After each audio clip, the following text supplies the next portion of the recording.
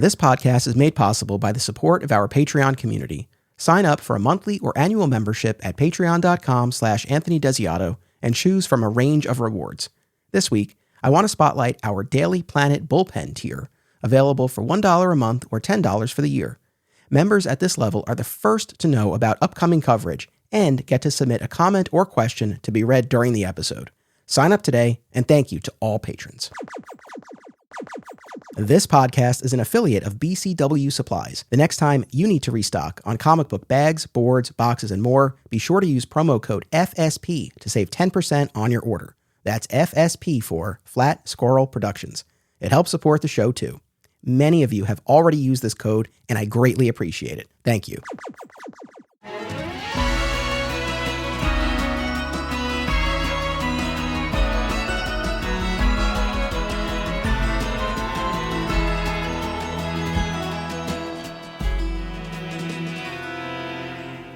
Welcome to Digging for Kryptonite, a Superman fan journey. I'm your host, Anthony Desiato. Joining me to discuss the 2013 film Man of Steel, directed by Zack Snyder and starring Henry Cavill, is our pal from Aw Yeah Comics Skokie, sweet Bernie Gersmeyer. Welcome back. What's going on, man? I am ready. Let's go.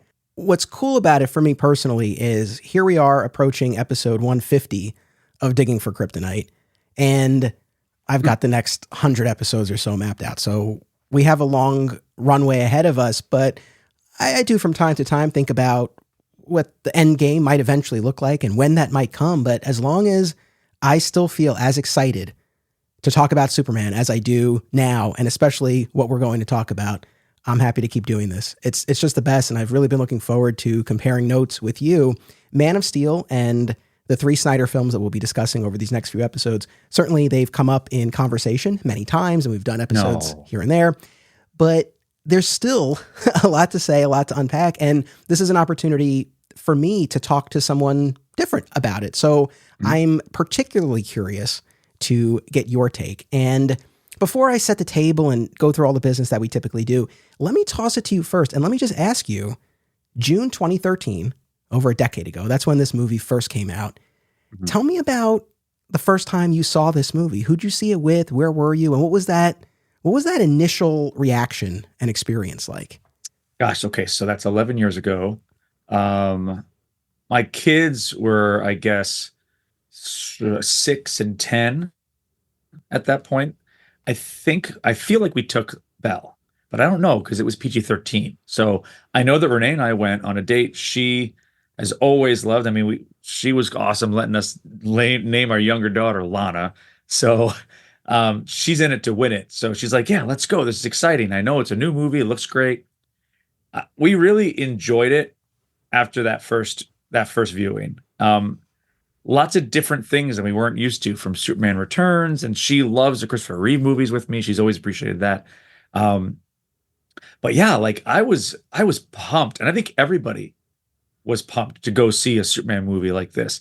And we did a Returns podcast on the Brandon Routh movie, and lots of great stuff in that, but this was clearly going to be a different movie. First take, loved it. Second watch, loved it less. And started dissecting it, and like we all do.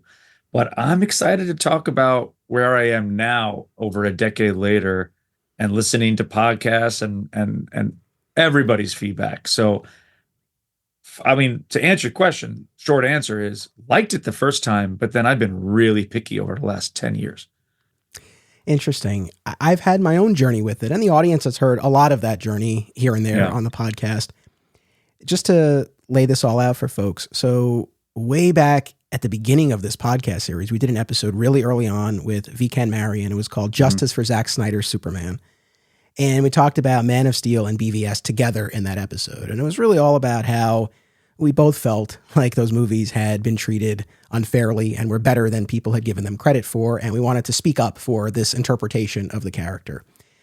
And we would then go on to do 2 standalone episodes on Zack Snyder's Justice League when the movie came out. Right. We did one right away, and then we did another one just a couple of months later on the Justice is Gray black and white edition. At the beginning of this year, though, I did my Ranking the DCEU episode. And it was a really fascinating process. And for that, I rewatched some of the later DCEU films, but I didn't go back and rewatch the Snyder films. And it was so much fun having that conversation, going through that process. And I realized, okay, I'm good. I said what I needed to say about the DCEU and Warner Brothers' mismanagement of that entire property. Right. But I still felt like there was some work to do with the Snyder film, some more to unpack and discuss. And I really kind of wanted to capture this journey that I've had with these movies over all of these years and where I've landed. And I just wanted the opportunity and the motivation to really sit down and watch them all one more time and discuss them one at a time, to give each of them the space that I do feel they deserve. And certainly seems like even after all these years and all this discussion, there's still an appetite out there amongst the audience for the kinds of discussions that we're going to have. So to answer the question that I posed to you, just kind of about my initial viewing experience with this, I will always remember this time very well and fondly for the most part. So June 2013, I was just a few months into dating my now wife. And so this was one of our early dates. And she was totally on board, just like you were saying about your situation. She was so on board with going to see the movie. And thankfully, I can say now, after all of these years, it wasn't just because we were early on and she wanted to sort of feign interest in this. We've continued to enjoy going to all of these kinds of movies together. And I just remember it was really fun and cool and special to be able to share this fandom that has been part of my life for so long with someone special to me in that way. So we went to see the movie together. So I'll always remember it for that. This was also right when I started working full-time at my current employer. I had been working there part-time since the fall, and then it became a full-time position. And it was right at this time. So career-wise, we're in a bit of transition. So that was the good part that led to the fond memories. The not-so-fun part was I was just getting over like the worst food poisoning that I've ever had in my life. It was awful. In Westchester, New York, there's this annual beer and burger bash that they do at Kensico Dam in Valhalla. Now the beer, I could take or leave, but I love burgers. And they brought in all these restaurants from the Westchester area, and they're cooking up sliders outside in the heat for people to try. You definitely got some sliders. I definitely did, and it was in the local news. A lot. There was. I won't even name the restaurant. It's been a long time, but there was an outbreak. But there was, and it was in the news. And I was down for the count for like a couple of weeks, and This was one of my first outings after kind of getting past that. So I'll remember it for that. Now, as far as the substance of the movie, and I've talked about this over the years, I came out of watching Man of Steel in 2013 mixed. I enjoyed it overall, but I had reservations, I think it's fair to say, about many of the things that fans have criticized the movie for over the years, which we will talk about. I never felt that the movie deserved the amount of hate that it would often get, but I was mixed. I didn't have the feeling coming out of it that I thought I would, or that I wanted to have.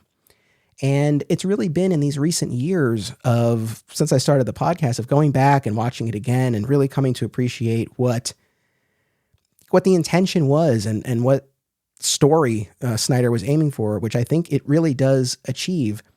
That's kind of where I am. You and I both just rewatched the movie. Mm-hmm. Literally finished my rewatch an hour ago. So we'll break it all down, but I guess just big picture, you gave me a little hint offline before we started, but what changed for you with this? So over the last 10 years, I don't usually succumb to the typical fan hater commentary that's just quick judgment, lots of social media comments. I form my own opinions. I realized as I'm watching the movie this time that, first of all, I really, of the three movies between BVS and then also Justice League, I've watched Man of Steel the least. And I don't know whether it was because kind of you were doing a podcast on the other two. I would rewatch it. I'd see it. The longer edition came out. And we can talk about this soon too, but those second two movies for me left a really nasty taste in my mouth about Man of Steel for some reason. And I just never went back and rewatched it as often, or just I saw clips here and there. So I did not take any notes. There was no one else in the house. I turned the volume up to like 70 on my TV. Really great 75-inch TV, able to watch it on. And I'll tell you, okay, there are two things that still bother me that are somewhat petty about the movie. I finished the viewing, and this is not an exaggeration. I think this, I really think it is as close to a perfect Superman movie as you're going to get. Like, I really say that. I thought about even saying that and like why I would say that. But there are so many factors about this movie that if you want a good Superman movie, you hit all the check boxes in this movie, and we can talk more about it throughout the podcast episode. Oh, that's awesome. Oh, I'm really happy to hear that. And not just because, oh, I'm happy we are similarly aligned. It's not. You wore me down. No, it's honestly, it's not that. I really do want to say this because this is important to me, and this kind of feeds into what my vision is. We talk about Snyder's vision. My vision for these 3 episodes, right? It's not about beating people over the head with, hey, right, I love these movies and you better love them too. I've been on both sides of this. I understand the criticisms against the movie.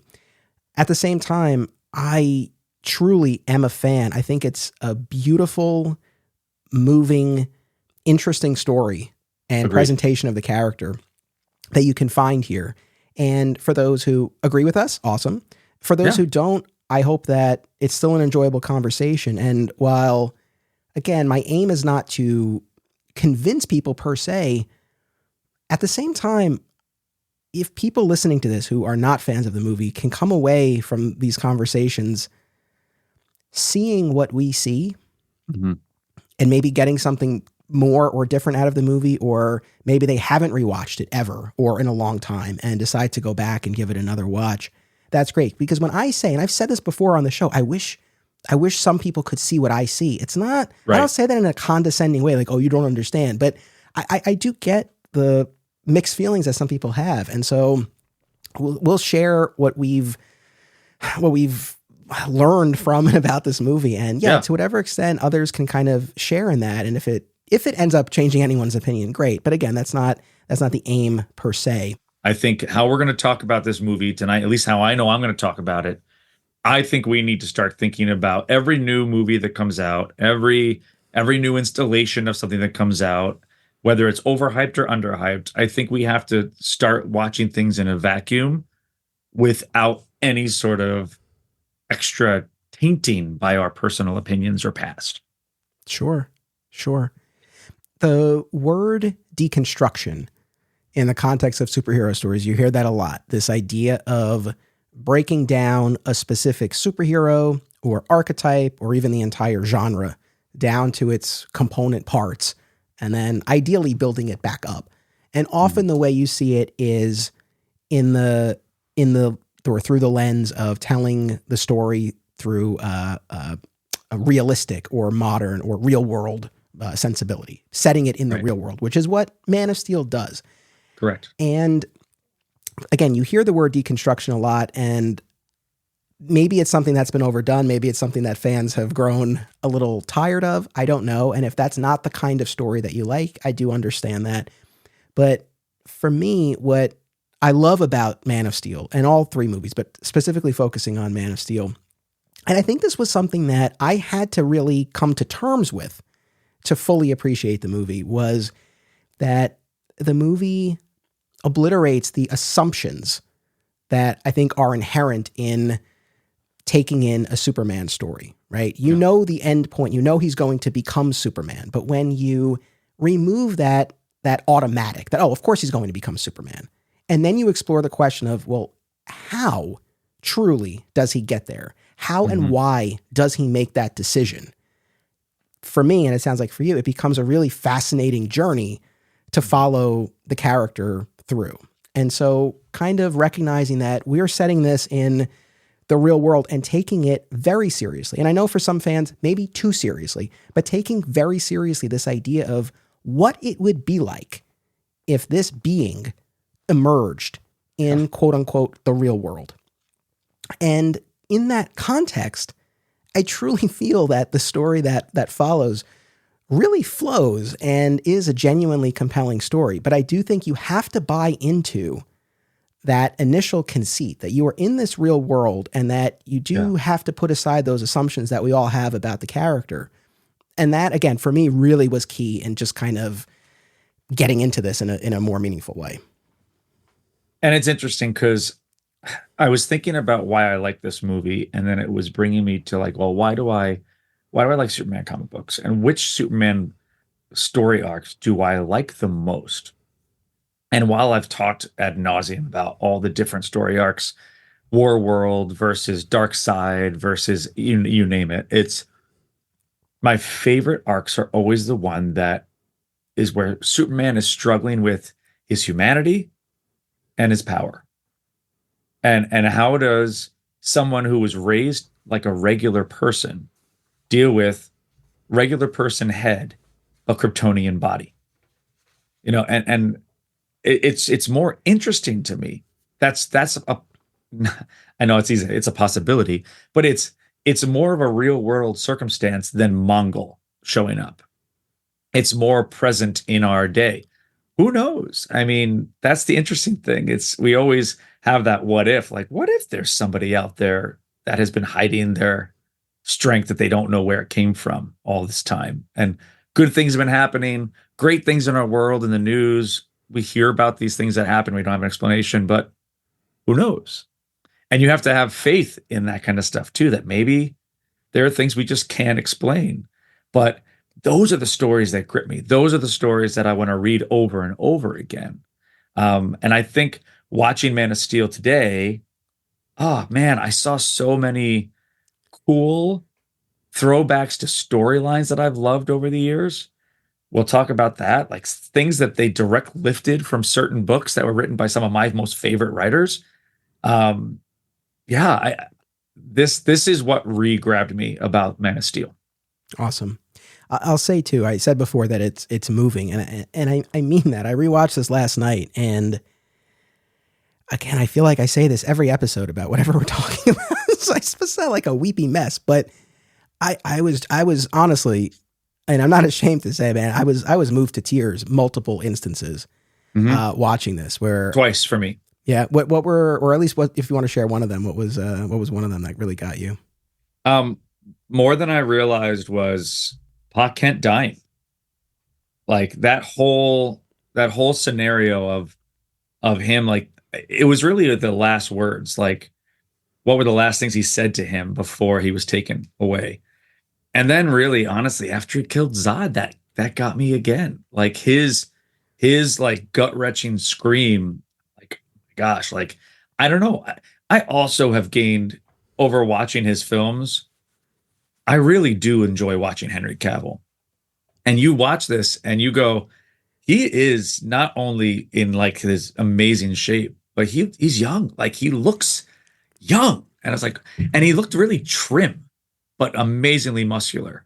And I read some stuff on that, like in the last hour. I was like, God, like what's the deal? And we can talk about that too. But it just kind of grabbed me. Like he was really strong.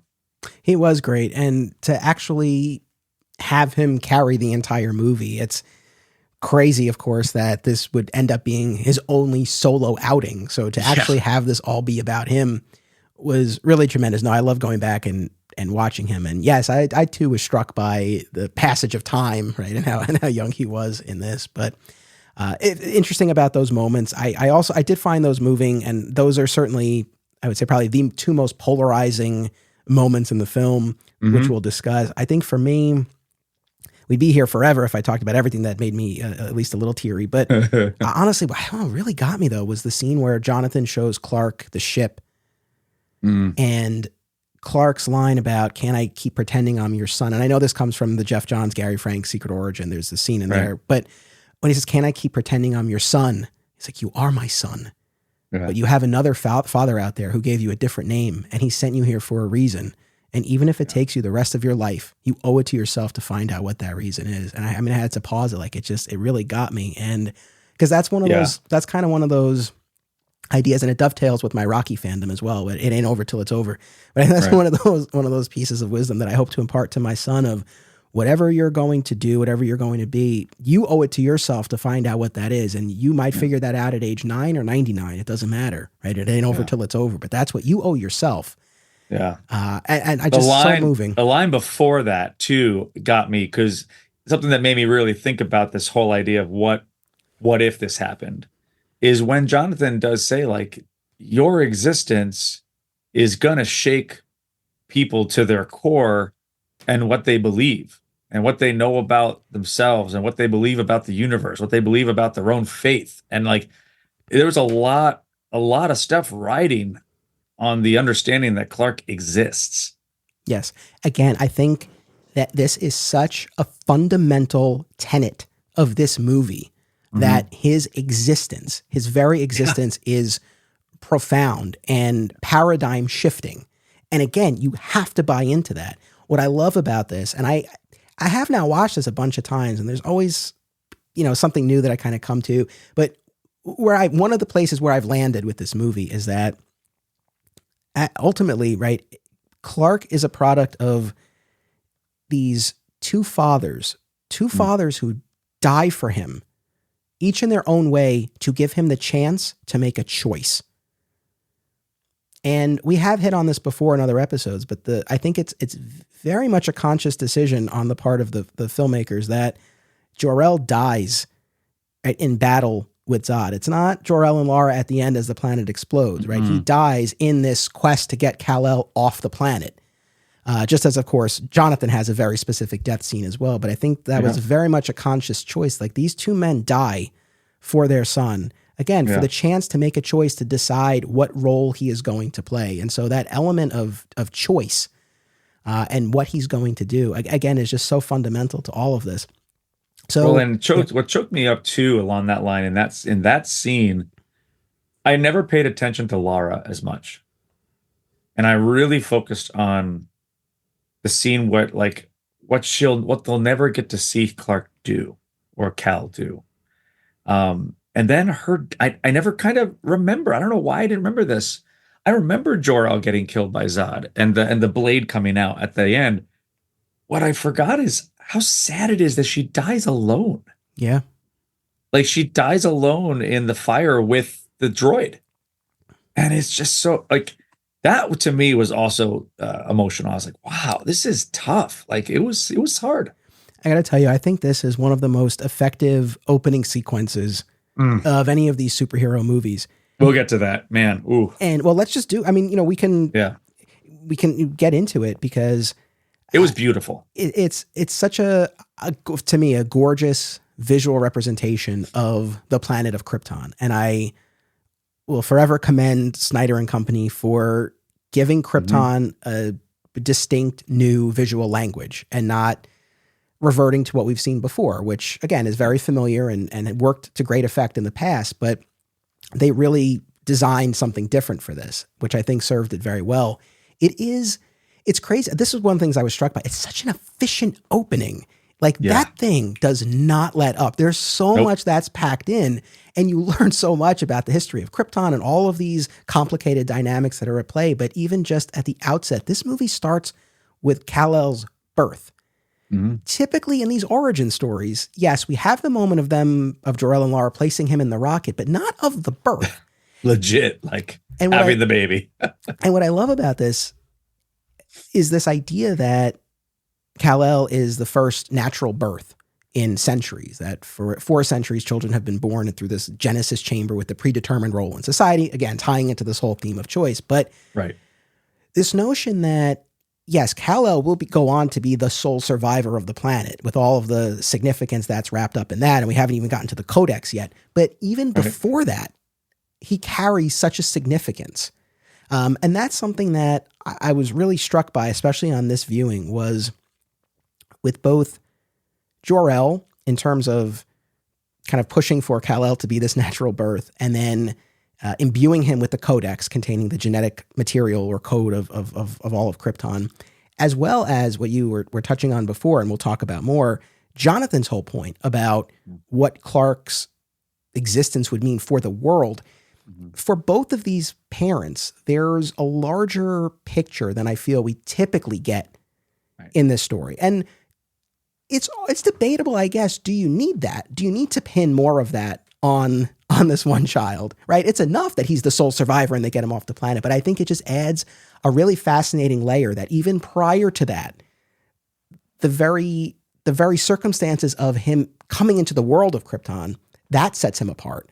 And then leaving the planet, yes, he's the sole survivor, but he also carries with him the potential to restore the people. So did you like that aspect? I did very much so. Like, that's very different. That's different than having a crystal. Like, it's literally in him. Like, he owns the DNA and power to help rebuild Krypton. But the question had to be was, well, is Krypton worth destroying a whole nother species? Right. The opening sequence to me, listen, I've been very, very clear in the past that I don't love Zack Snyder's movies. I just don't. I've watched purposely, like, when you have an opinion like that, I continue to watch his movies thinking, okay, well, maybe he's going to grow, something to change. I watched the new Rebel Moon movie. I watched all that.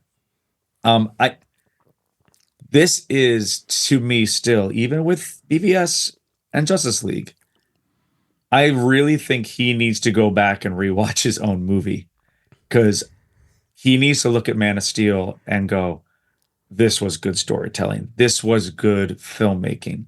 It is from top to bottom, visually, story. I've never complimented him as much as I am right now, because this is really well done. And that opening sequence, he took a big risk changing the entire mystique of Krypton. And to me, it's my favorite look of Krypton.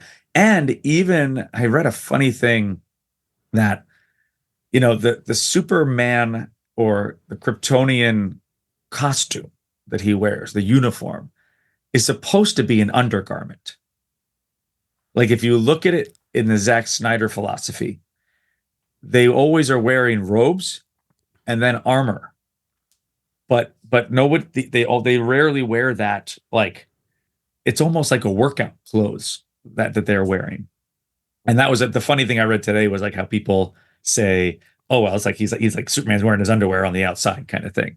But I tell you, the armor, the approach to costuming, the approach to the Science Council, even the weaponry, the way things looked, the creature that he rode, all of it, I'm in. I would watch an entire series like of just that mystique. Yeah, I loved it. I love that opening sequence. It could have been longer. Well, we got something pretty close to that with the sci-fi series. We did get close. I really did like that series too.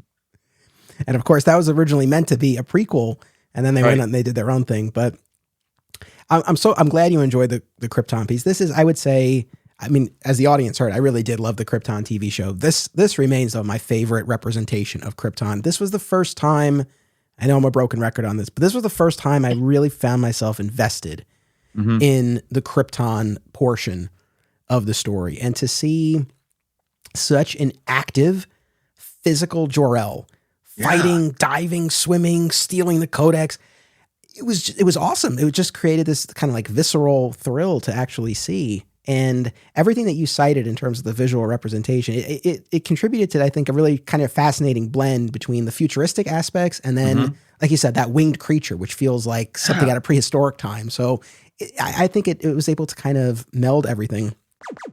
We reference the television series Smallville a lot around here, and there's one Smallville rewatch podcast that's always at the top of my queue. Always Hold On to Smallville, hosted by our pal, Zach Moore. Zach and his guests bring tremendous insight, passion, and humor as they discuss each and every episode of the series that ushered in the renaissance of superhero TV. Listen to Always Hold On to Smallville wherever you get podcasts, and keep an eye out for the other shows under the Always Hold On to banner, including Arrow, DC's Legends of Tomorrow, Superman and Lois, and Star Wars.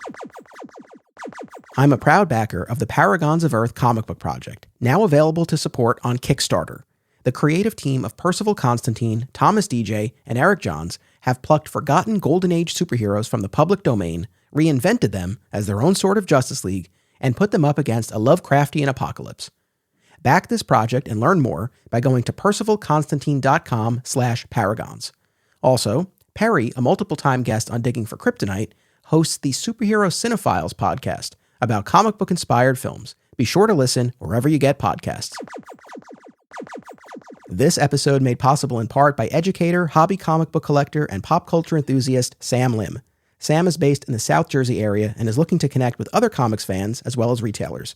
They're also looking for comic shops to explore, so recommendations are welcome. Be sure to follow Sam on Instagram at SZL Comics to see their latest comic pickups and shop adventures. We did have a question from one of our patrons about Jor-El's physical prowess. Let's see here. I'm going to pull up this question. Russell Crowe is in excellent shape. Yes. Like in this movie, because he's not too thin. He's aged a little bit, but he's still he's just fun to watch. He was great in that whole movie. Totally. So this is from our patron, Brian Dempsey, who says, if Kryptonians are bred for their role in society, so Zod and by default his soldiers are all genetically predetermined to be warriors, why was Jor-El so easily able to take out soldiers in hand-to-hand combat and stand toe-to-toe with Zod?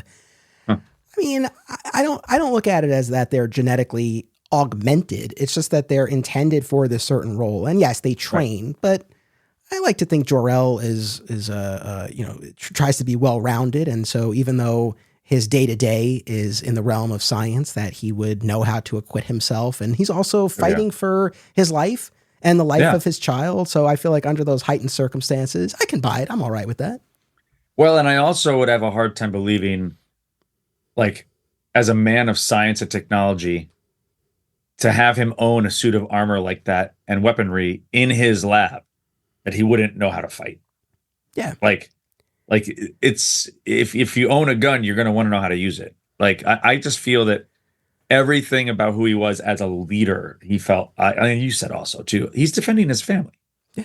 Like, that's a very different thing. So speaking of that, I don't think I teared up during the birth itself, but when we get to Jor-El and Lara placing the baby in the pod and talking about Earth as his destination, this planet that Lara has found. And I like that Lara is the one who finds the planet. Yeah. But the discussion between them where she's like, he'll be a freak, an outcast, he'll be killed. And he's like, no, he'll be a god to them. He'll be a god, yeah. Because, we always talk about, anytime we talk about the origin story, it's like talk about leap of faith, which it comes up later in this movie. The leap of faith to send your child out into the unknown like that. I've always equated it to the ultimate Hail Mary pass. And it is, for both of us as parents, I think it's questionable. It's a questionable choice because depending on where he ends up, it could be a fate worse than death. It could be the sort of thing where he would have been better off just perishing with the rest of his planet. But so at least, and look, the various tellings of the origin, we always get different versions of how much Jor-El knows about where he's sending him. But at least this idea that he'll be in a place where he'll be protected because of these powers that he'll have. And I think too, here it's not just his survival. It's this idea that he also has the Codex and he has the potential to restore Krypton. So there's also that as well.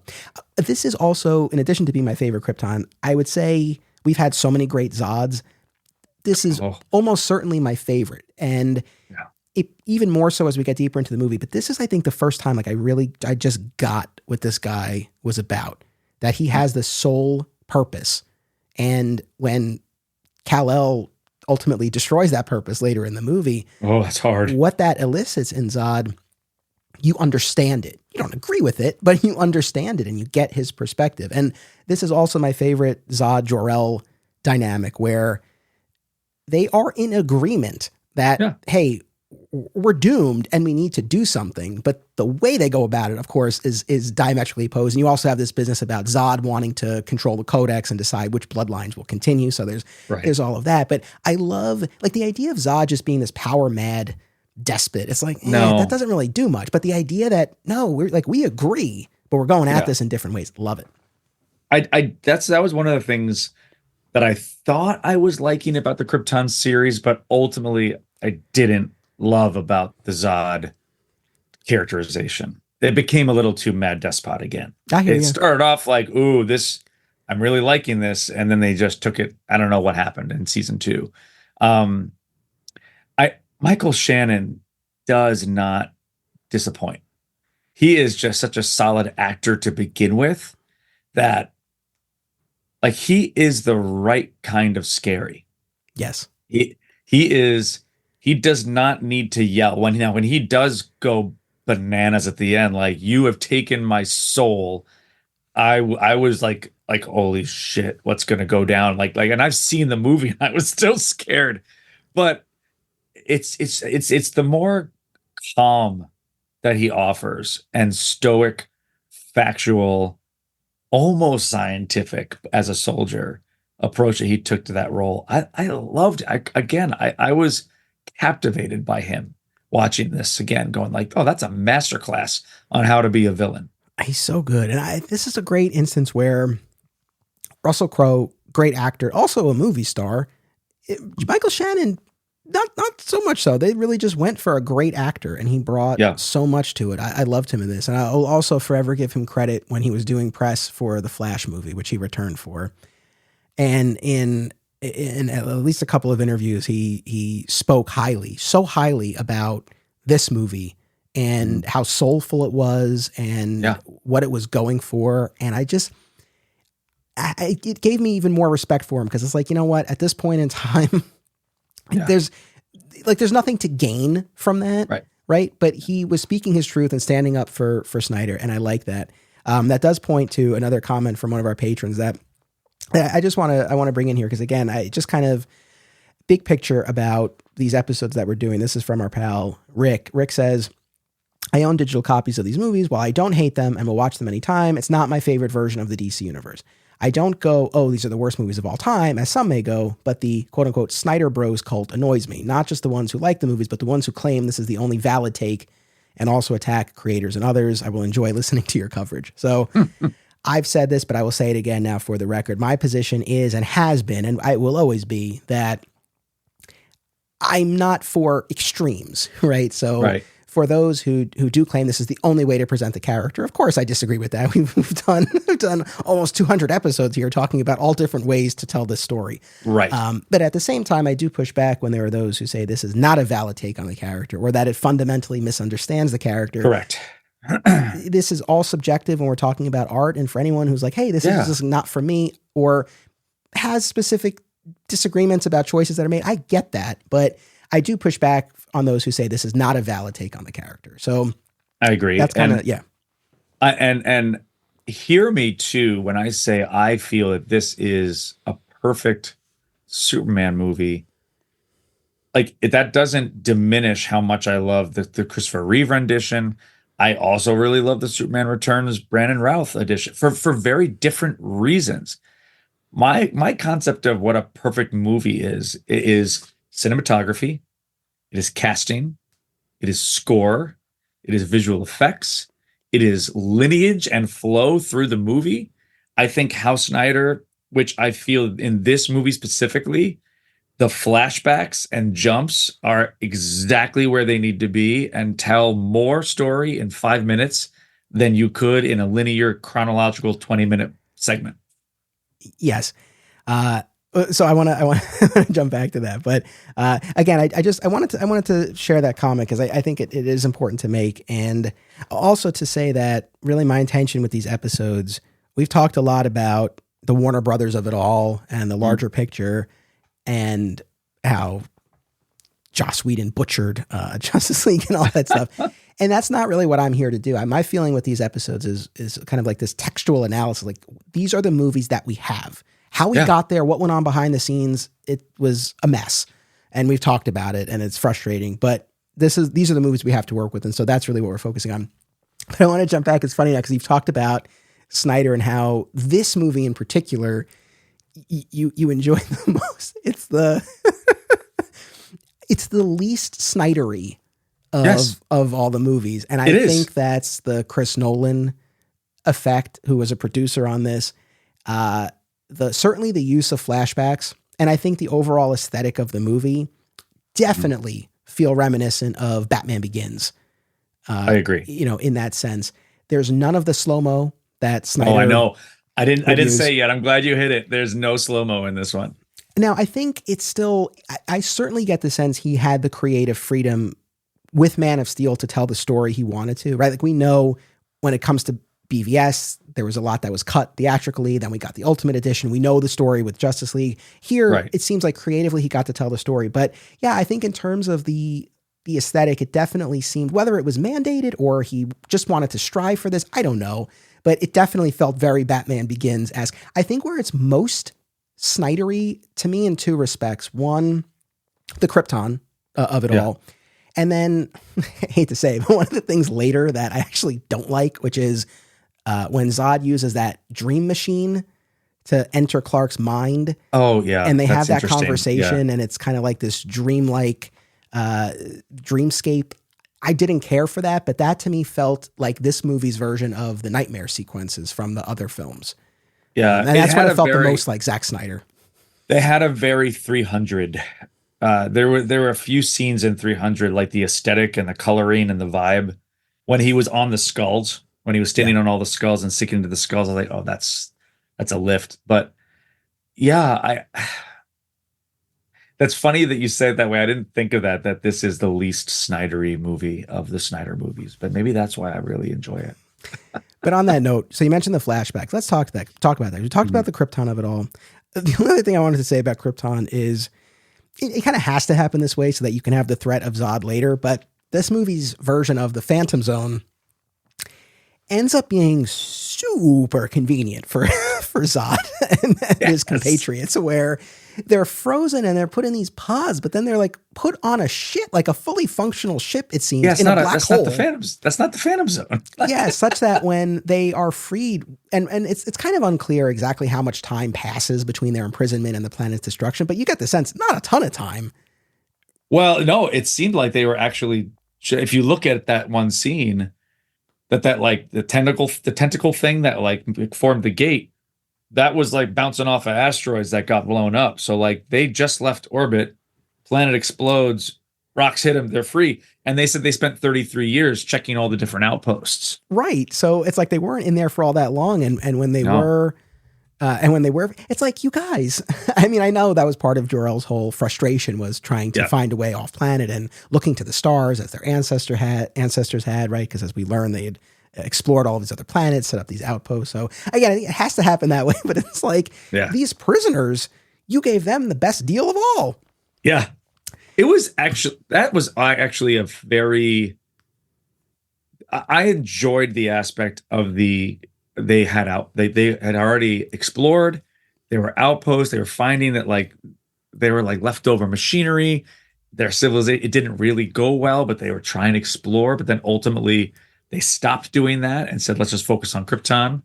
Yeah, that's the thing. I feel like with the origin story, you always have to account for like, why are they not a spacefaring people? Like they're this advanced. Why would they not be? And so there has to be some aspect of isolationism, but then it's like, well, why? And there are various reasons you could come up with that, but I agree with you. I think the idea that they've done it before, that they've been out there and they've abandoned that. And then of course that plants the seeds for Clark finding that scout ship on Earth, which again, of course, puts a different spin on the traditional Fortress of Solitude, but I think it works well and definitely leans into this movie's, sci-fi feel.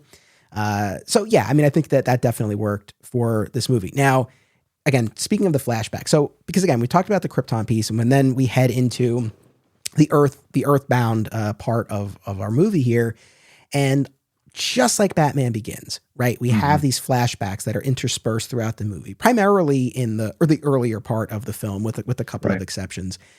And one of the things that's interesting to me, and this is right out of Birthright, which is always funny to me because, and I think this is what you were alluding to earlier, there's so much that clearly was inspired by Superman Birthright. Mark Waid has been very vocal about his feelings towards this movie. So it's just kind of ironic that they clearly were inspired by Birthright. It's your book. Yeah.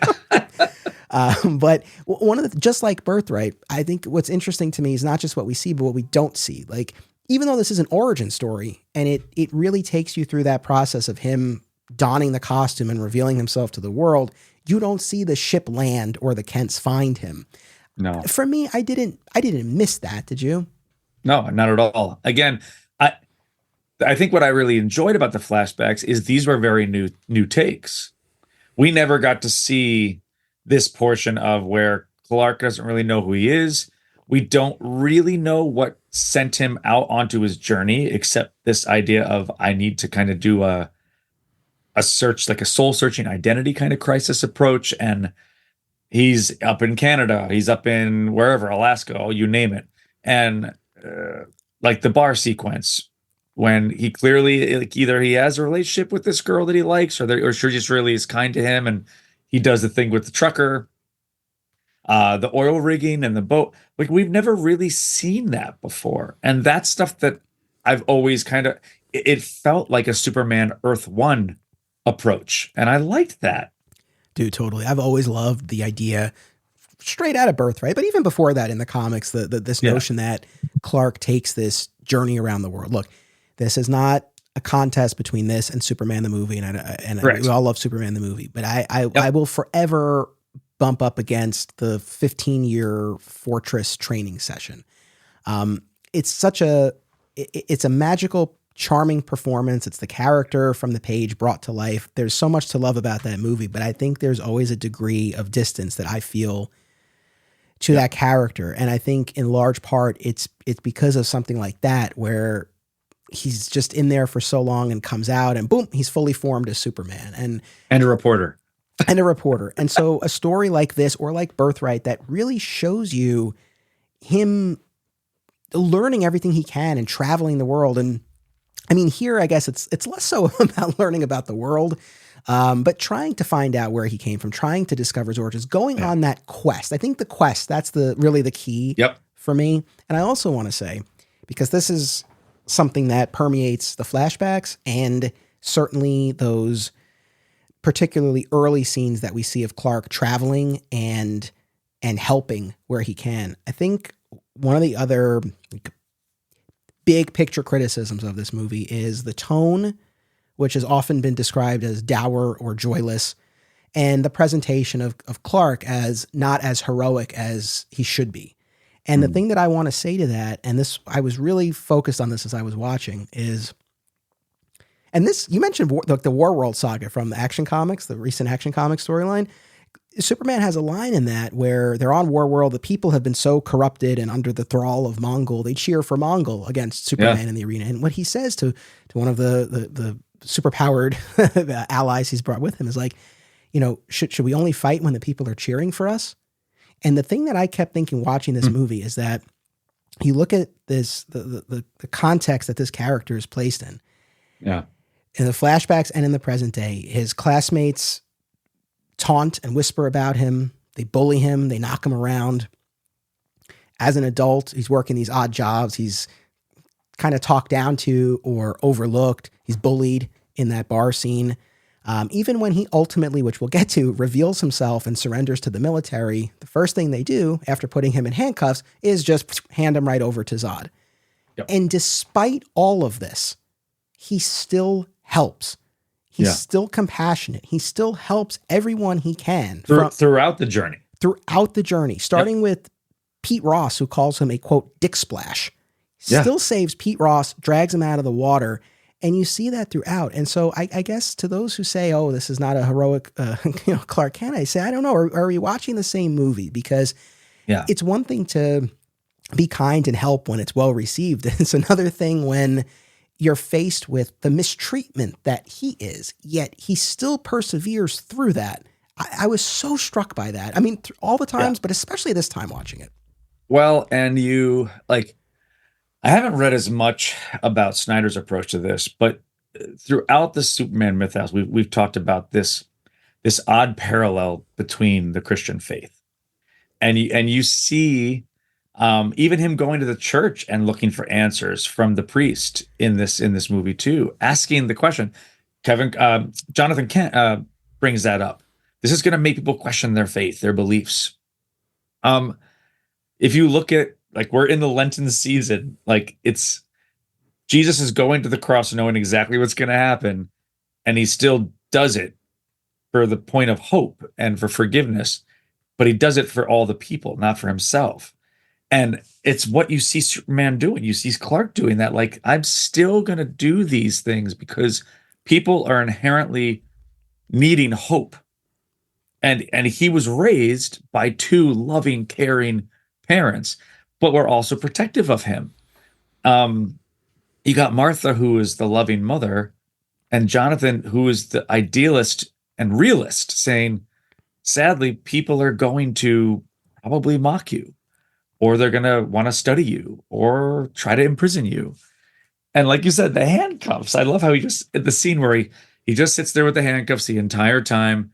He doesn't complain. He just talks calmly. And then snap, he walks to the window and says, I'll go do this.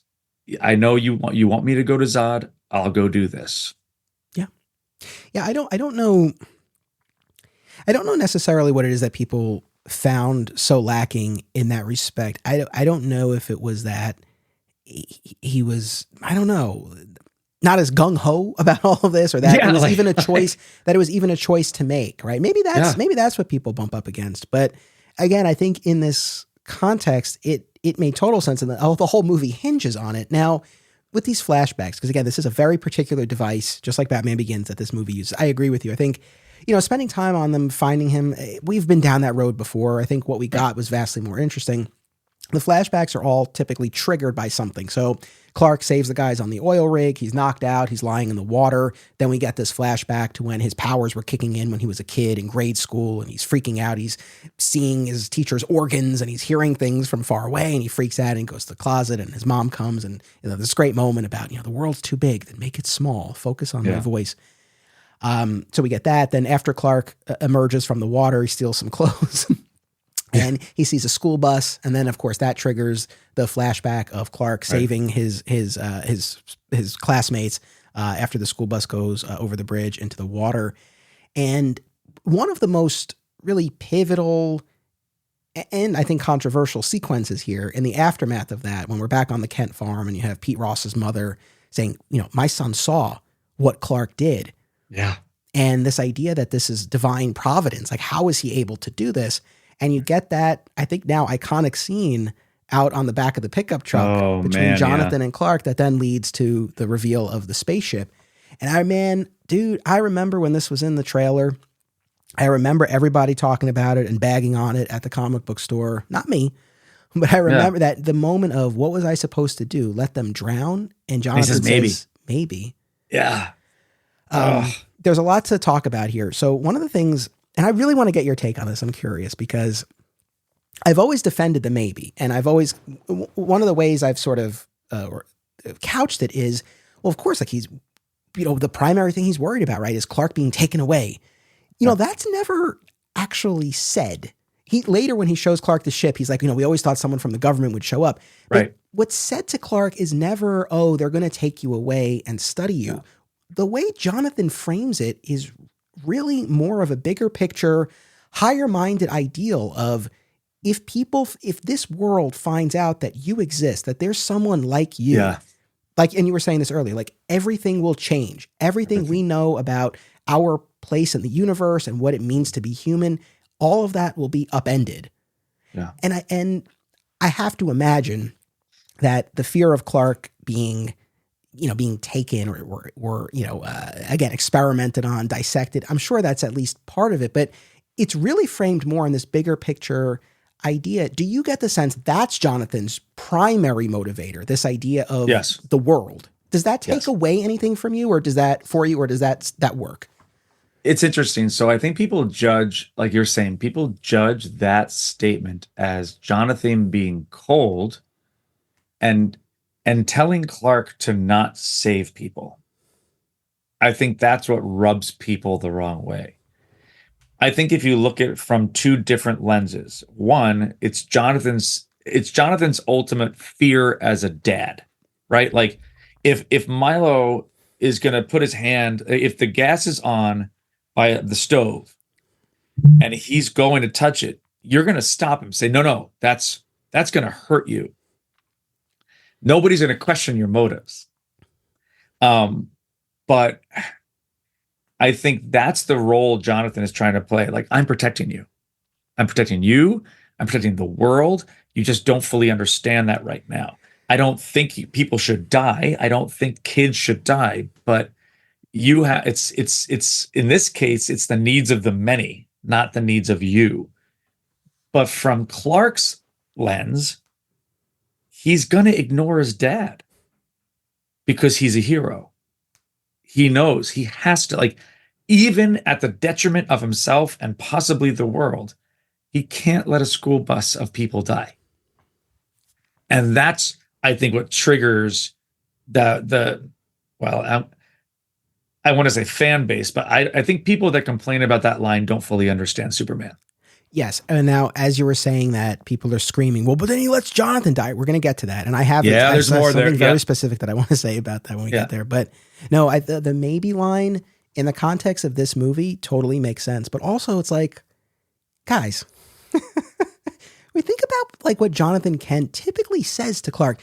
For those of us who watch Smallville, the whole thing, I mean, maybe it wasn't like to the degree of, maybe you should let someone die, but still it was all about, you got to keep this secret. I mean, one of the things, I've talked about this before, but one of the things on Smallville that was always so interesting to me was it's not until Jonathan dies and Clark sees him in the afterlife in that episode Void.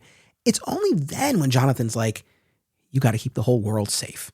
It's like, where is this coming from? This is very divorced from the advice that you were typically given. So again, I mean, I think what Jonathan is saying here, it works. And what I also want to say, and I got to give a shout out to Zach from Always Hold On to Smallville, because he said this when we did our ranking episode, and I had never really thought about it. Shout out to Zach. I never really thought about it in this way, but he's right. For anyone who has any issue with Jonathan saying maybe, Jonathan talks the talk in that scene, but he walks the walk in the tornado scene. And so he puts his money where his mouth is when it counts. So even if he thinks, maybe, right? When the time comes, he's the one who's actually willing to make that sacrifice. Yeah. So I think that really says a lot and has to be noted. Aw Yeah Comics celebrates and promotes everything that is wonderful about comics, toys, artwork, and the joy they bring to people. Visit them in person at one of their 3 locations: Harrison, New York, aka my local comic shop, Skokie, Illinois, or Muncie, Indiana. If you have kids and have been looking for a family-friendly store, look no further.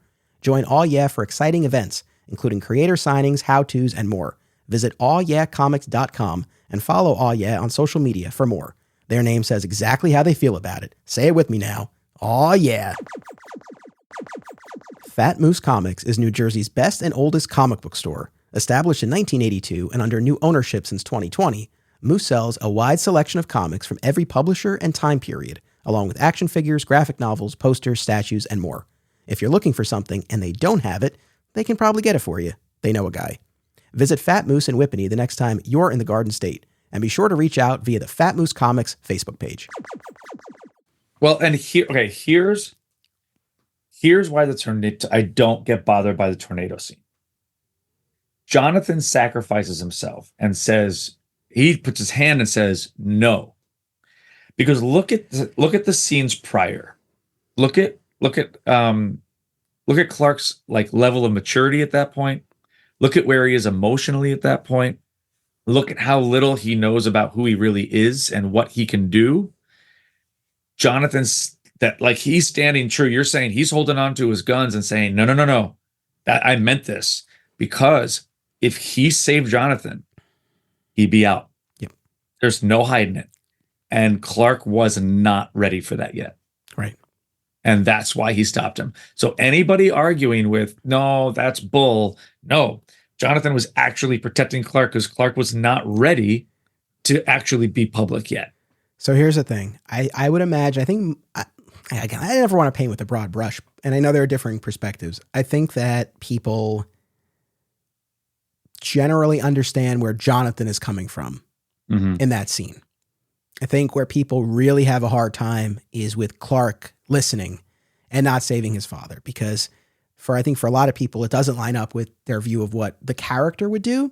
But I think there's even a deeper reason, which is for all of us watching, we think about what we would do in that situation. And the idea of letting our parent perish when it's within our power to save them is so antithetical. And so I think that's where people really, really bump up against this. And so we have another patron question here that speaks exactly to this. So let me grab that here. This is from our buddy Chase. Chase says, I just rewatched Man of Steel with my partner and got a lot more out of it than previous viewings. Boy, I love to hear that. Chase says, Zod's incredible. The religious analogies are engaging, and the future of Krypton's legacy and whether it can coalesce with Earth is a powerful thread. My biggest hang up is still Clark choosing not to save Pa. I can't see anyone ever being convinced to let their father die because the world's not ready.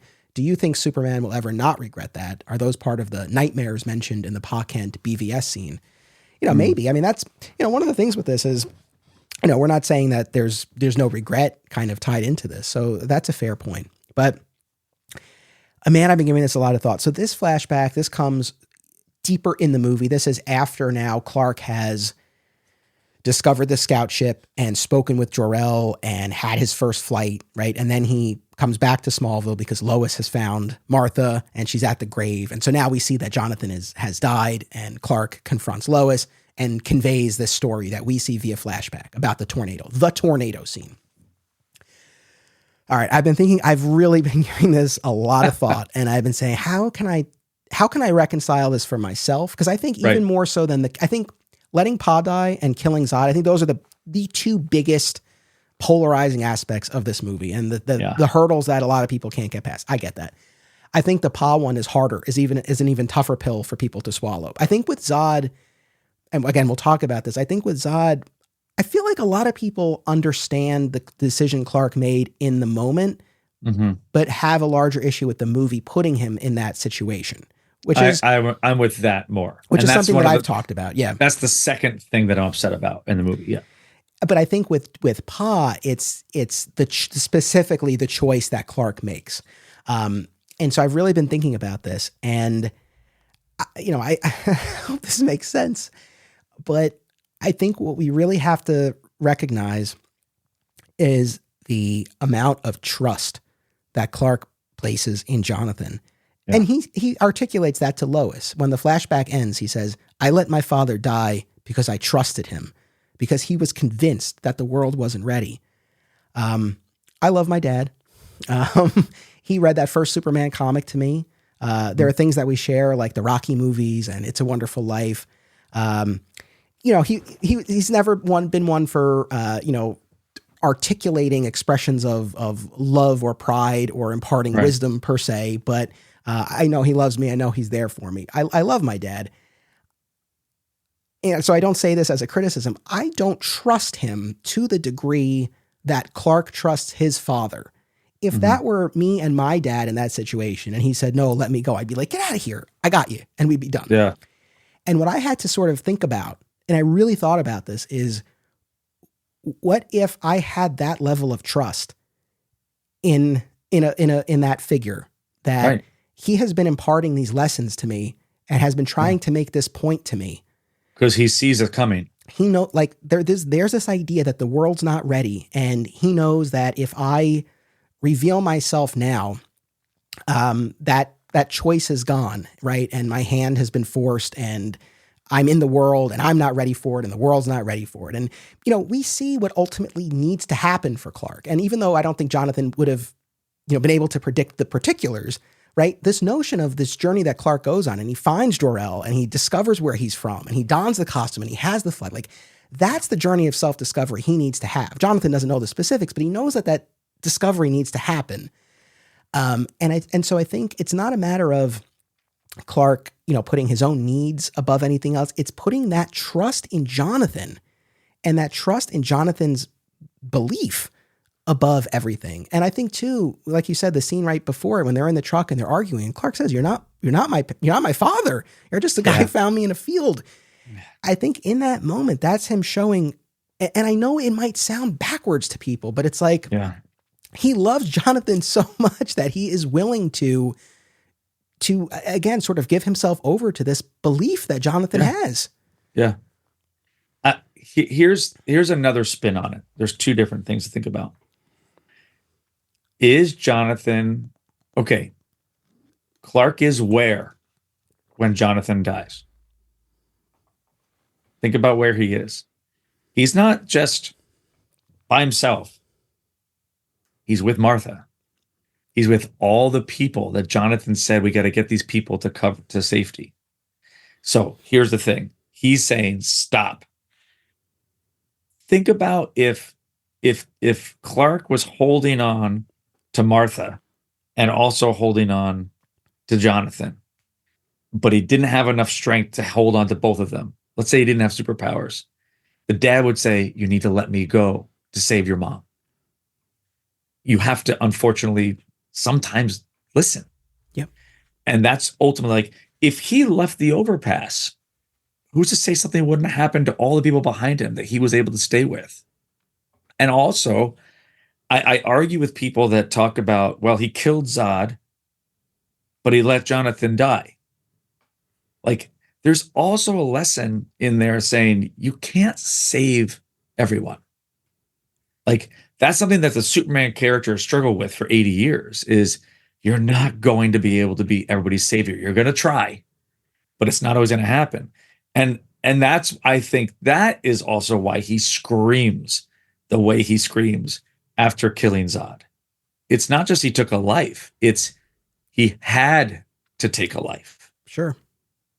No, so sorry, I went on a little. I want to get your take on all of this. Yeah, no, I mean, again, I know it's a tough pill to swallow, but I really, that's kind of what I just come back to. It's that amount of trust, right? It's not putting, Clark clearly wants to save his father. He wants, and he wants to be more involved, right? He's the one who wants to go get the dog, and Pa, hands the kid to him and is like, no, go to the overpass. Like, I'll get the dog. Like, Clark wants to be more active. He clearly, it is clearly killing him to stand there and watch as this happens. I mean, I don't totally disagree with you. I think, that lesson of you can't save everyone. I think with Superman, the movie, right, that was really what the point of that was there. Here, right. I think maybe that's part of it. But yeah, I really think it's just that Jonathan had this belief and Clark trusted him enough. Yeah. And the movie hinges on this, right? Like the whole movie hinges on this idea that we don't know if the world is ready or not, but whenever Clark steps forward, it has to be his choice. It can't be that he reveals himself saving Jonathan during this tornado and everyone sees. Now, and this comes up when we talk about the killing of Zod too. I know there are some who are like, oh, we could have just done it at super speed. No one would have seen. Sure. I think, the intention of the scene, and maybe this was conveyed properly, maybe it wasn't. But the intention of the scene is that if Clark saved Jonathan, he would be revealed to all of those people and thus the world, right? Like that's what the movie is trying to show there. I mean, I think it does it effectively, but maybe mileage varies on that. So Jonathan makes that sacrifice for his son. I was try to connect it to myself, but it's like I like to think, as my son gets older in time, that he would have that trust in me where if we were in a situation like that and I was like, you have to let this happen. It's okay. Like, I got this. You have to let this. And even if I can only convey that with my eyes and my hand, like Jonathan does, I like to think that he would have that trust and I wouldn't begrudge him listening to me. I would want him to. And so I don't know. Look, that's probably the thing I've struggled with the most with this movie. I won't lie. But I've made my peace with it. And I think it's actually kind of beautiful what they're saying with this. And I'm kind of, I agree. Like I said, it's still hard. It's still hard. Like, and I think that's the thing. It's not drama for the sake of drama.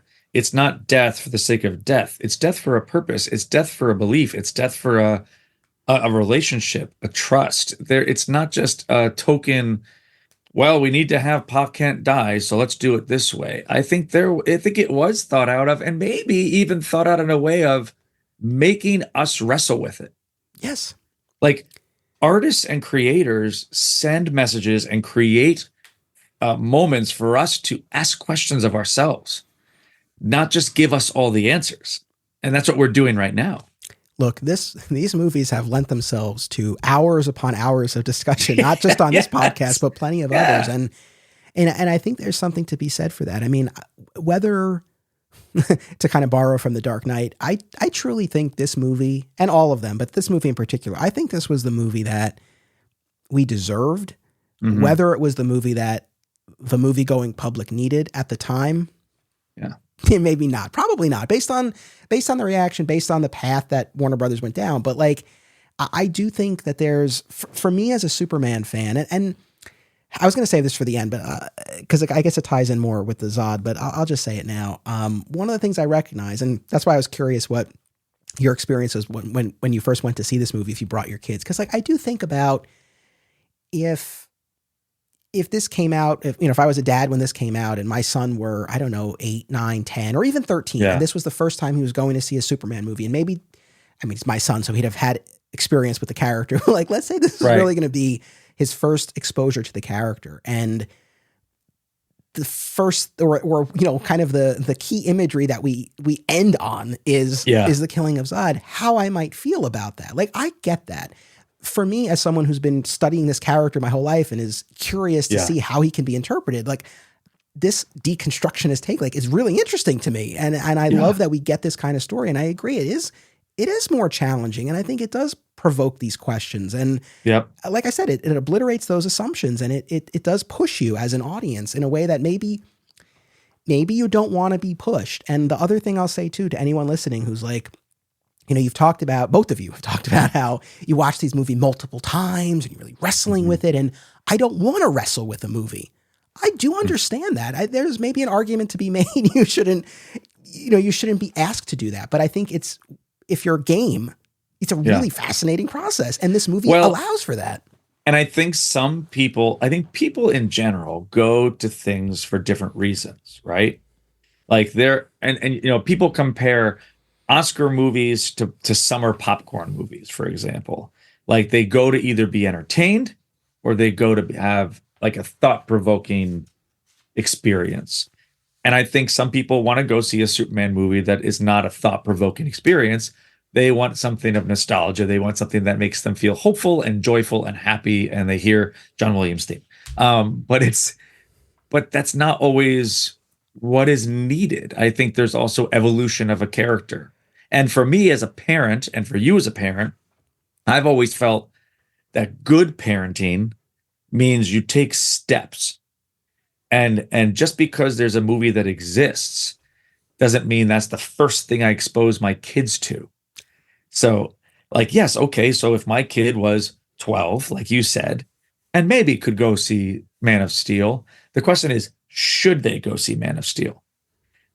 Or should I sit down, have a conversation about who the character is and why that character is important, watch Superman the Animated Series and Justice League Unlimited a few times to get that kind of vibe of the understanding, and then maybe watch Superman 78 and then this movie. But, like, I don't think this is a good, like, gateway into the character if you're a kid. And that's my take. I think you should do that with all the things when you're raising somebody or bringing somebody into something you care about.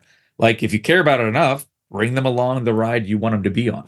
Totally. And for anyone who's like, oh, well, will you show your son when he's older? Of course I will. And I honestly, I look forward to discussing this, and I'm curious what his take is. And I would love to talk about this, when he's old enough to take it in. And look, will he probably be able to watch James Gunn's Superman 2025 movie before this? Yeah, probably. I mean, we don't know what's going to be in that movie yet, but probably. But that's okay with me. What I want to say too is, because we keep talking about this idea of the world, like this is a realistic world that this movie takes place in. And of course, we have to put aside what we would later learn from Wonder Woman 85, this notion that she was out there having this. I mean, it's insane. It's like, that doesn't line up at all. Anyway, in Man of Steel, right? He's the first, right?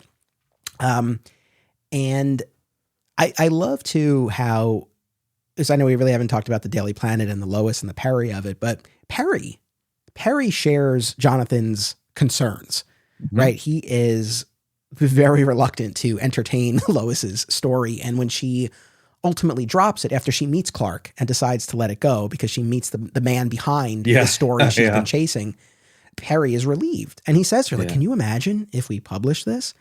And this is the other thing.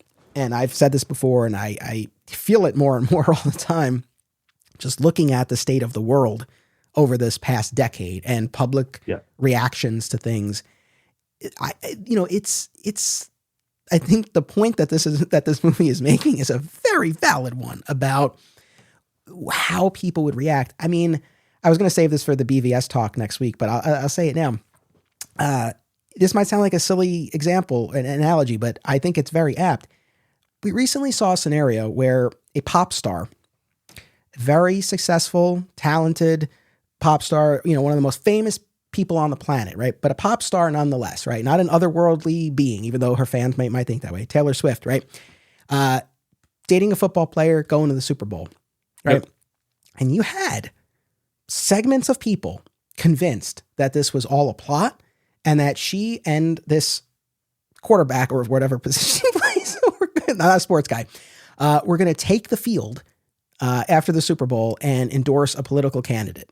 And Yes. this is a human being, who makes music. Yeah. And so I'm watching all of this unfold, and I'm thinking to myself, it's like, yeah, these concerns that are expressed in this movie are very valid. Very valid. And like I said at the beginning, you have to buy into that. Like, that's the context that this movie is taking place in. And like what we're going to get in this Superman 2025, no longer called Legacy movie, will be different. That's a Superman who's further along in his career, populated by other superpowered beings, right? It's going to be a different angle. But here, if this is the notion that this is the first of his kind, again, these concerns are very founded. And I'm just saying, in the years since this movie came out, and I could give more examples, but we all know kind of what we've lived through. Yeah. It's kind of like, it's worse. Like this is, I mean, this movie is actually pretty gentle, really, when it comes to it. I mean, let's look at it this way too. 10 years later, in Superman and Lois season 3, we have the son struggling with people seeing him, even though he's in like the mask and the goggles and that kind of stuff, and him wanting to be on camera and social media, and like that whole side of things. That's a whole different approach now, even a decade after Man of Steel, that we have to think about. Like what, like, would they want to be on TikTok? Would they want to be on YouTube? All like, what does that look like? And if you don't have the kind of heartful person that Clark Kent is, what if you get somebody who doesn't have that heart, and they literally want to be treated like a god? Yeah. No, look, like I said, I don't want to beat people over the head with this, but I am kind of over the jokes about the tornado scene and the jokes about Martha from BVS, which we're going to talk about next time, because it's like, look, if you disagree with that, if you find it silly, all right, fair enough, I guess. But I don't know, in the context, like, these moments are about something and they're informed by something. And I think we need to appreciate that, or at least that's my position on this. Now, all that being said, we have a question from our mutual friend, Perry Constantine from the Superhero Cinephiles podcast. Now, nice. Perry has 2 questions. I think this first one is really more for later, but he says, knowing what we know about what Snyder had planned for the 5-film arc, which would you have preferred? Would you have preferred we got in that complete arc the way Snyder described, or would you have preferred some other movies leading up to it, like a Man of Steel sequel, a solo Batman film, or something else? Again, maybe I'll address this when we do the Zack Snyder's Justice League. But knowing what he had planned for the next 2 Justice League movies, I think they would have, or at least that next Justice League movie with Clark succumbing to anti-life after Lois is killed, like that whole business, I think that would have been challenging, even for us, and particularly for the larger audience. So part of me says, I don't know. We might be good with the trilogy that we ended up with, even though generally I would have liked to see him get to tell his full story. But would I have wanted a Man of Steel sequel? Yeah, of course. Like, it would have been great to get that. And should we probably have had that before BVS? Yes. And David Goyer, he did the Happy, Sad, Confused podcast that Josh Horowitz hosts. He did that fairly recently. And, he said the same thing. I think everyone kind of recognizes that would have been ideal. Now, Perry's other question, looking at these 3 films, and I'll focus it here specifically with Man of Steel, is there anything you would change? Or do you think these movies are the best they possibly could have been? Look, there's very few things we talk about on this podcast, comics, film, TV, like anything that I'm like, oh, it's absolutely perfect, I wouldn't change a thing. Of course, like there are always things that I would change. For example, in Man of Steel, love that he's on this quest and he's traveling the world. Would I have preferred if it had taken the Birthright track where he's reporting along the way? Yes. Yeah. I don't love that reporting here falls into that, I feel now, very antiquated notion that he does it just because it's convenient and it provides a suitable cover for him. Right. So yeah, I would have loved if he was reporting along the way. I think that would have been a really nice touch to have here. I would have looked at a different way to stop Zod, or if I had to kill Zod. I have a hard time believing that for 33 years they were looking for Kal-El.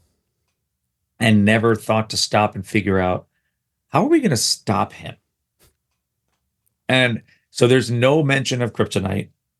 There's no mention of any really way to like actually kill him besides just subduing him or convincing him to give over his DNA for the Codex. And at that point, they don't even know he has it in the DNA. They just think he has the Codex. I just feel it was really sudden. I would have changed the suddenly of the snapping of the neck. I get the rationale. I get the reasoning. I think I would have liked to see something different planted earlier that is a callback at the end. Okay. So, though we've largely been going chronologically, we don't have to. And let's go to the killing, because this is a major piece of this. So to your point, and going back to that David Goyer interview, he's talked about this in other interviews. There was a scene he scripted that was never filmed. They cut it for time and for budget. But in this scene, it would have been another flashback between young Clark and Jonathan on a hunting trip. And in the scene, Clark shoots a deer and wounds it, but doesn't kill it. And it's wounded and it's in pain. And Jonathan has to kill it to put it out of its misery. And they have a conversation about the weight and the responsibility of taking a life. Ooh. And I do think that scene should have been in there, because I think then the connection point that Clark in snapping Zod's neck is essentially putting down a wounded or wild animal would have been clearer. I agree. And this is kind of, I've made my peace with the Jonathan tornado scene. More than made my peace. I appreciate it. But the killing of Zod, that's the one thing where I do still have some qualms. And this is where I've shifted, because I came out of that first viewing and I was like, I get why Clark did what he did. I wish the movie hadn't put him in that position. As time passed, I even softened on that second part. And I was like, you know what? This shows that when there's really not another way out, he will do what he needs to do. And any other story, he's always given a way out. What happens when he's not?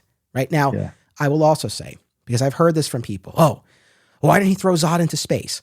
Why didn't he throw him in the Phantom Zone? Well, the Phantom Zone was no longer an option. They had crashed the pod into the ship, and they, those drives like canceled each other out, and they created that black hole, and they sent all the rest of them back. Everything. That wasn't an option anymore. Just like the tornado scene, you can say that this wasn't portrayed convincingly, but again, the intention with this scene in the subway is that it was either kill Zod or let that family die. Well, and let's also remember that the last word that Zod says before he gets his neck snapped is never. Yep. Because Clark is almost crying and pleading, stop this, don't do this. And he says never. Yep. And that's like, I don't know what else to do here. You know what? In watching this, there were actually a couple of moments where I feel like, they actually did foreshadow this. I mean, very blatantly in that climactic battle before they end up in the train station. I mean, Zod outright says to him, this ends one way, either you die or I do. Yeah. But even before that, when Zod is talking to AI Jor-El on the ship, and Jor-El says to him, he's like, my son is twice the man you were, and he's going to finish what we started. I promise you that. And it's like, oh, well, yeah, he will. Maybe more literally than you thought, but he will. Also, this was another thing. There's the moment when Clark is on Zod's ship, and Zod reveals that he killed Jor-El. And Jor-El says, Zod says, there's not a day that goes by that it doesn't haunt me, but I would do it again. See? Now, so here's the thing. And I really want to lay this out for everybody, because I've thought that's why I wanted to do this episode. Because we've thought about this way too much. In the context, I truly think the intention was he has no other choice. It's either kill Zod or let this family be killed. And so I don't begrudge Clark the choice he makes. But should the movie have put him in that position? Right. And here's the thing. I think everything else that people criticize the movie for was either set up or paid off, either in Man of Steel or a subsequent movie. For example, the quote unquote destruction porn of the Metropolis battle. Well, fair enough. I do think it's a realistic depiction of what would happen. You can argue, well, Clark should have made more of an effort to try to move the battle or help people. Rewatching it, it's like so much of the destruction happens before he even gets there, right? Because he's taking care of the world engine. And it's like, it is his first day. He's trying to hold his own. It's a very fast and furious battle. But sure, if they had thrown in a couple of instances of him trying to move it or trying to move someone out of the way, yeah, that probably would have alleviated people's concerns. But when you get to BVS and the Doomsday Battle, there's a conscious choice there to move the fight to an area that's not populated. Now, you can argue, well, that was another movie. You could talk about this one. Okay, but we are looking at these movies in their larger context. Same thing with Jonathan, right? Yeah. That scene with Maybe leads into the tornado scene and then feeds into Clark's larger choice. Like there's a setup and there's a payoff. Well, it's linear. Like just like any other character, they grow. But with Zod, and this is where I do have to take the movie to task because, you know, had you had that hunting scene, I think then you have the setup to that. But more importantly, what comes after, and this is where I think the filmmakers needed to acknowledge the larger responsibility that they have. You mentioned that wail, right? Like Superman screams. And I agree. It's very evocative and it conveys a lot of emotion. But to this day now, after all these years, after watching this movie so many times and watching the next two movies from Snyder, I still really couldn't tell you for sure what Clark's takeaway was from that moment. And I know the golden rule in writing is show, don't tell, but I think this might have been an instance where you needed a little telling, where you have a scene with Martha or you have a scene with Lois. And I think just like, you know, how Jonathan says to Clark, you know, you got to decide who you're going to be, whatever, you know, good character or bad, you're going to change the world. Like you got to plant that flag. And I think had Clark said to Lois or to Martha, I hated that. I hated taking that life, but I had no other choice. And I hope I'm never in that position again. But if I am, I will do what I need to do. Now, you'll have fans who take issue with that and say, that's not Superman. But at least there's a takeaway and there's a stance. Yeah. Right? And I mean, they had the opportunity after that cry that Lois is there. Like he's in her chest crying. And like, that was the opportunity. Like, where is your head right now? Exactly. Or if he had said afterwards, I know what it's like to protect lives and I know what it's like to take a life. I will never do that again. I will always find another way. Again, I don't think there really was another way here, but like, let's say that's where he comes to. That's what he comes to. Okay, fine. And I think that would have been more palatable for Superman fans generally. Well, and that would have also, I think, honored fans and the literature history of the book, because that's what ultimately happens when he has a self-imposed exile in the comics, where he eventually meets Mongol, he meets the Eradicator.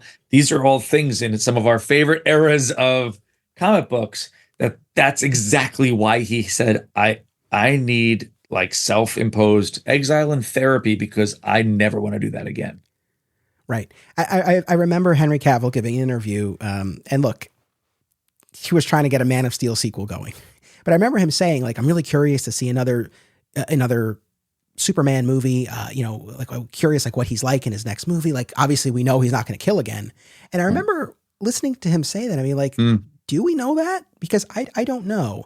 Right. And so I think there's, generally speaking, I'm okay with not spelling it out for the audience and leaving room for interpretation. And I think you can interpret that anguish in a number of different ways. It could be, I genuinely though, and especially knowing the scene that was cut, I really think the intention behind that wail was, damn it, I hate that I had to do that. Yeah. But I had to do that. And right. And that's why, like, when Cavill made that statement, I'm like, well, I truly don't think from what we've like seen that Clark would have done anything differently if you put him in that situation again. And because we're talking Superman, and specifically Superman killing in such a visceral way with a neck snap, I think they had more of a responsibility to, if you're going to do it. Yeah. I'm not saying you don't do it, but I think do it in a more careful way. Yeah.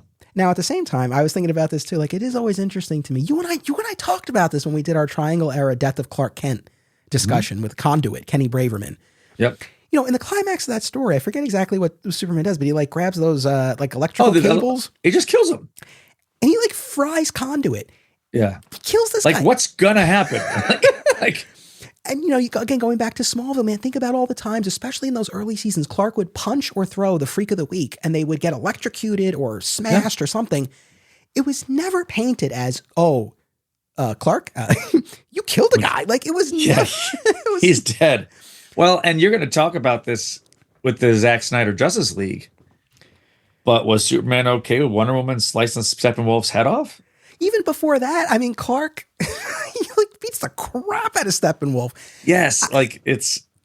So I say all of that to say that, you know, people were so up in arms with the killing, and it's like, he's killed before, and he's again, or more specifically, I just think it's interesting to me instances where he's essentially responsible for someone's death, but it's not treated in that way, like the Conduit story. It's like, dude, you like kill this guy, but it's just like, that's not the story. Right. Yeah. Whereas here it is, and it's very visceral and it's in your face. And so again, I think that there was a little bit more of a responsibility that the movie had. I think a discussion with Martha or Lois after, or that hunting scene, I really think that would have gone a long way. And whatever stance the movie took, but I think it needed to take one. So Perry, that's the long answer. But to take it one quick step further, I also noticed that kind of bothered me a little bit is he snaps Zod's neck. Lois comes down the steps. He's sad. That family is gone. Like, what a powerful scene that could have been if the family was there and like the little girl came up and like hugged him. Like, then it's they acknowledge that he saved them from an evil man. And like, that's bridging a gap between like, you saved us and not to make it okay, but it's a very real thing. They're gone. Like, you don't have no idea where they went and they just ran away. So again, something like that would have added more humanity back in. Yes. Yeah, no, I agree. But, so, you know, like, that's the only other thing I have. And we'll talk about, there's some casting stuff that I want to talk about too. So. Gotcha. Yeah. It's such a big part of the movie. I'm glad we didn't save it to the end, because I know people are probably curious to, hear the discussion about it. And, I welcome other people's thoughts, but again, I guess what I really do push against is like, he should have just figured out another way. It's like, well, that's not always the option. And so the fact that he chooses humanity multiple times over in this movie, turning himself over to the government, destroying the Genesis chamber. Krypton had its chance, and then killing the last remaining connection to his people. He chooses humanity multiple times over in this movie. So, just as a quick tangent, going back to the Pa Kent of it all, I always have to bring it back to Smallville, but it's like, on Smallville, you could argue Clark was responsible for Jonathan's death like 3 times over. Oh, right? yeah. Because Jonathan has the heart condition in the first place because he takes on powers to bring Clark back when he's on his red K bender. Then Clark dies because he's given up his powers, and Jor-El has to resurrect him. And then there's this whole idea, well, there has to be balance. Someone's going to die. And then in the 100th episode, Lana dies, and Clark gives himself a do-over, and Jonathan dies. And while Clark beat himself up over it, again, I don't think the audience looked at it as like, Clark, like, you're so responsible for this. So I don't know. Again, it's just interesting to me the ways in which these things are, like the weight that's placed on them. Acme Comics is a locally owned and operated comic book store in Greensboro, North Carolina, for people of all ages and walks of life. With more than 40 years and a new second location to its name, Acme is a multiple-time Eisner Award nominee. The shop features a significant contemporary and vintage selection, as the Acme team uses their collective knowledge and resources to connect you with the best material. Mail order subscriptions to new releases are available, and all offerings are available anywhere via mail order. Follow Acme on social media and eBay, listen to the Acme Cast on all podcast services, and visit acmecomics.com for much more.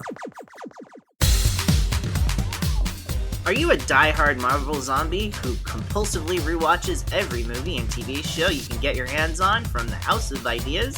Or are you a new or lapsed Marvel fan looking for an excuse to finally catch up on what your buddies have been going on and on and on about for as long as you've known them? Then folks, do we have the show for you? Head over to the Pop Break Today podcast feed on all your favorite platforms to check out myself, Bill Bodkin, and my co-host, Alex Marcus, on Bill versus the MCU, where we review every single installment of the Marvel Cinematic Universe. Along with a journey around the Marvel multiverses, where we check in on MCU-adjacent content like Netflix's The Defenders Saga, Marvel's Agents of S.H.I.E.L.D., Fox's X-Men franchise, and so much more. New episodes premiere the second Tuesday of every month on thepopbreak.com and the Pop Break Today podcast feed. Filmmakers and movie fans alike should be sure to attend these film festivals: Brightside Tavern in Jersey City, Hang On to Your Shorts in Asbury Park, Point Lookout on Long Island, and Round Reel in Bloomfield, New Jersey. Take it from an alum of two of them. Submission information for filmmakers, as well as details about the festivals, can be found at filmfreeway.com. Follow the festivals on social media for news about events, discounts, tickets, and more. Also, listen to the Hang On to Your Shorts and Cullen on Film podcasts, available via a shared universe network. There's one other patron question that I wanted to mention, also from Brian Dempsey, who we heard from earlier. Brian says, are you aware that there's a movie novelization out there? And yes, Dick Splash is in the novel, making me think it was scripted. The weirdest insult I've ever heard. So, my understanding, and I learned this primarily when Quentin Tarantino was out talking about his novelization of Once Upon a Time in Hollywood, that these novelizations are generally based on the script. So they are kind of fascinating to look at, because things that got cut, might be in the novel. Now, I actually did pick up a copy. I have not read it yet. I skimmed through it. I was actually looking for that hunting scene to see if that was in there, but it wasn't. Unless I totally missed it, but I don't think I don't think I did. The whole Dick Splash thing is weird. When we talked about Superman the Animated Series, there was kind of an unusual insult in one of those episodes, a very PG version, but it was I think it was like the Legion of Superheroes episode where we're with Clark in Smallville, and the bully is taunting him and trying to get him to play basketball one-on-one, and he's like, I'm going to burn your butt. And Clark tells Lana, like, I got to take his challenge. He said he's going to burn my butt. So I don't know. We learn some new insults all the time. I can't say I've ever heard Dick Splash. I heard it today, and I was like, "Is that what he said?" I mean, I guess it's akin to like blank stain, that sort of thing. But anyway, sure. There we go. Okay. So Brian says that wasn't Brian's only comment. He said, in the novel, there's a scene with baby Clark having trouble breathing and crying. Oh, well, Martha talks about that when Clark comes back. So I guess you actually got to see that in the novel. Where Clark's having trouble breathing and crying and shattering windows. Would you like to see an extended cut of Man of Steel? Snyder is on record saying this is his cut, but I would have liked more Kent family scenes if they were available. How about you? So let me ask you that. Because again, I don't really think there were deleted scenes for this per se, or at least not that we've ever seen. I don't think there's like a hypothetical cut of like extended cut. I think this was really his movie. But would you have wanted, because we've talked about these flashback scenes, would you have wanted more Kent family scenes? I mean, I'm never going to say no to content if it's good, but the movie was already at like 225, I think, as far as length. That it would be going quite long. I mean, I felt really good about the flashbacks. I kind of would have liked a little bit more Ma Kent, to be perfectly honest. We got a lot of Jonathan. I would have liked to see a little more of her perspective in the present after Jonathan is gone. Yes. And to see, like, how has she been now dealing with Clark being gone? We only get how excited she is when he comes back, but we don't see any scenes of who's taking care of the farm, like what's going on there. And I think that's valid. Like, Clark left to go find himself, but he also kind of dipped, and Ma's by herself. So, I mean, there's that hopelessness. Like, even though he's trying to find stuff, like, she doesn't know where he is. I think that's a fair point, though. I will say one of my favorite moments in the movie is when Clark saves Martha from Zod, and they're flying through the field fighting, and he's like, "You think you could threaten my mother?" Oh, it was great. I love that. So great. I love that. Go ahead. Yeah, okay. No, I'm good. I just wanted to see if there's anything else. No, I was just going to say with the flashbacks, it's interesting to me because there are these pivotal moments where Clark is kind of learning and figuring out how he's going to move forward. So it's understandable that they are kind of weightier moments. Right. But I think back to what we see, and it's the kind of the body horror of his powers manifesting, his classmates whispering about him, calling him a freak. You see him getting bullied on the bus before saving all of them, including Right. Pete. Then that conversation with Jonathan and finding the ship. There's that later scene where he's getting bullied again and he has to hold back, right? He can't hit that kid. And then we get that conversation with Jonathan, which I want to jump back to. So they're all pretty heavy. And I guess I wonder, I'm thinking about that Earth One graphic novel series that Straczynski wrote, where Yeah. what we see, or at least what we're told about Clark's upbringing in Smallville, it was a very like lonely, alienated upbringing for him. Yeah. Which, going back to something like Smallville, for example, yes, there are elements of that, but he has his group, right? It's not this like downtrodden experience that he's Right. going through constantly. And so I look at this and I say, well, we're only seeing these glimpses. Hopefully he had happy moments along the way and he found his people. But at the same time, I don't know. I don't know if that's the intention here. I mean, it seems like he was really always apart. Well, Right? Like and wouldn't it- even Pete, like he saves Pete. And then when we get to that next bullying scene, Pete's not actively bullying him. And No, he helps Clark. isn't. He helps Clark up, but only after everyone else has left. So it's not like, oh, then they Yeah. became best buddies. So I guess what view do you have of what his upbringing was like? Oh, Based it's on what we very saw. lonely. Based on this movie, it was very lonely. You know what? Now thinking about that comment that was posed to us, I think if we had two strategically placed Lana scenes, I think that they had a Lana actress. She was on the bus.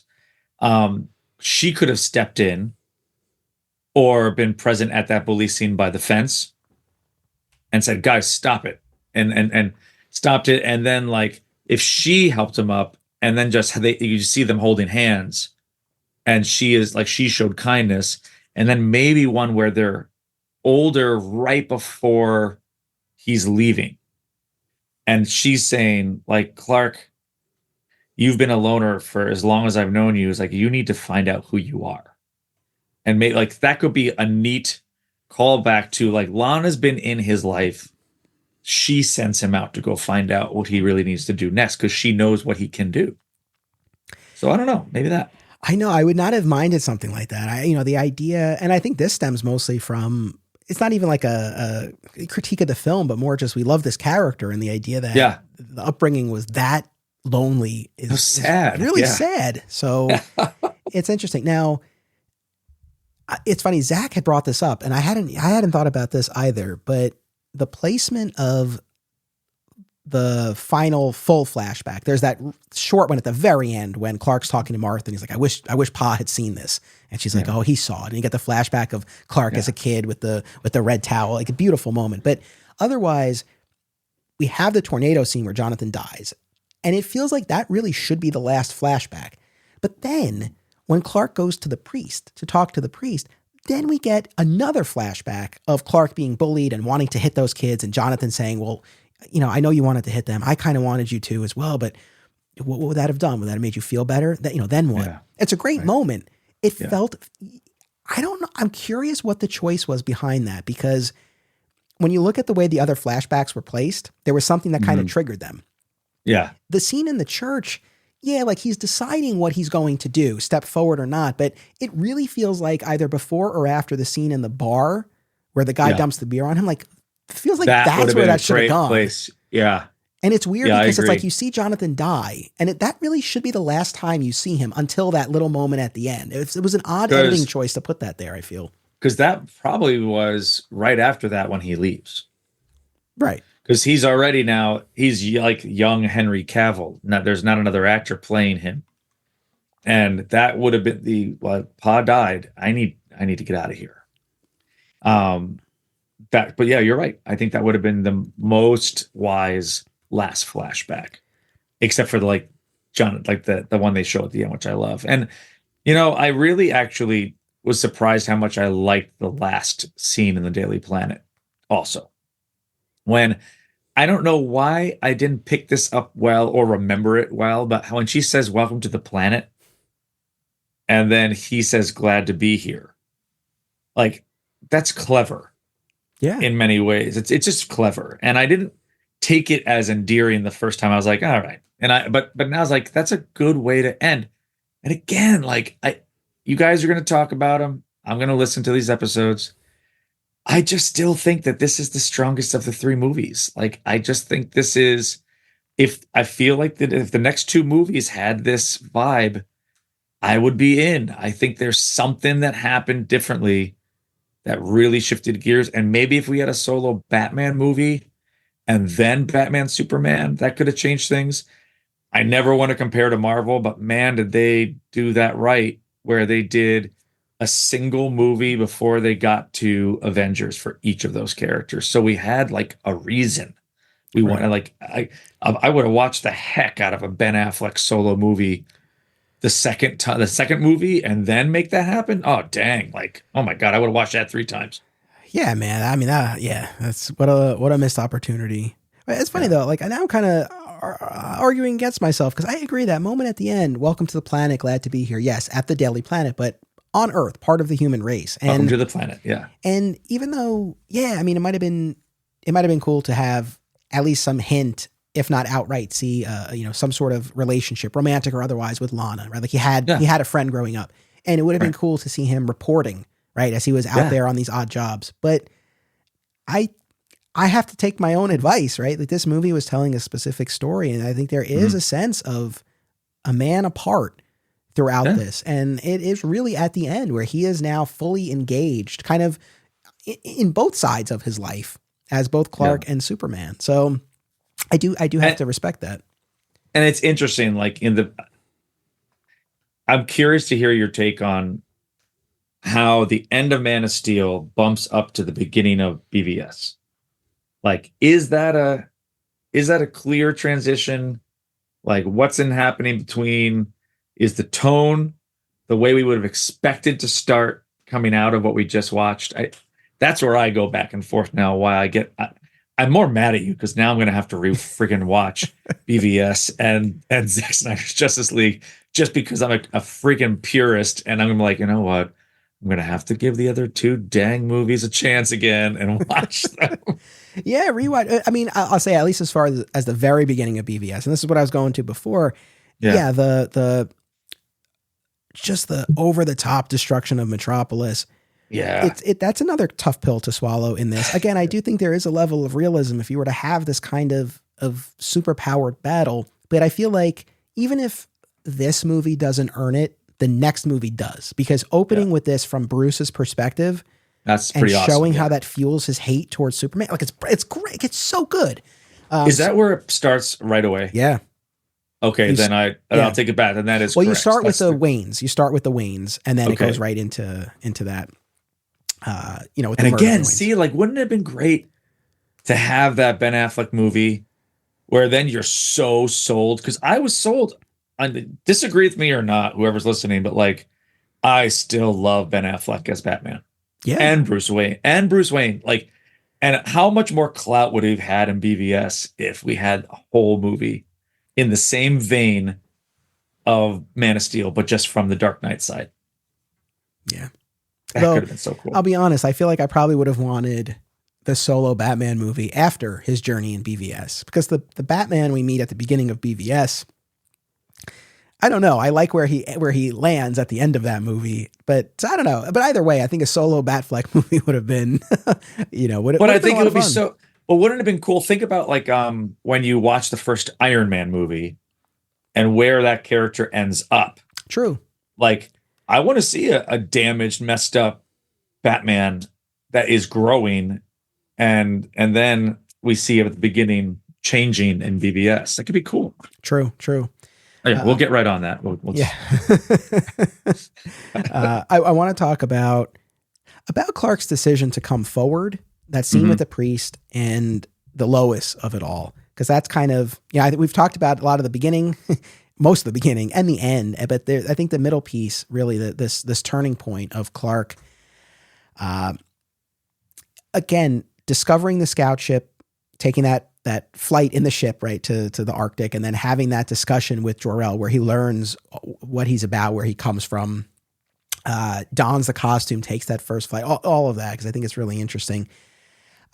I feel like one of the things that's been said, and I feel like our one of our guests, Ralph Puma, has said this to me in the past about how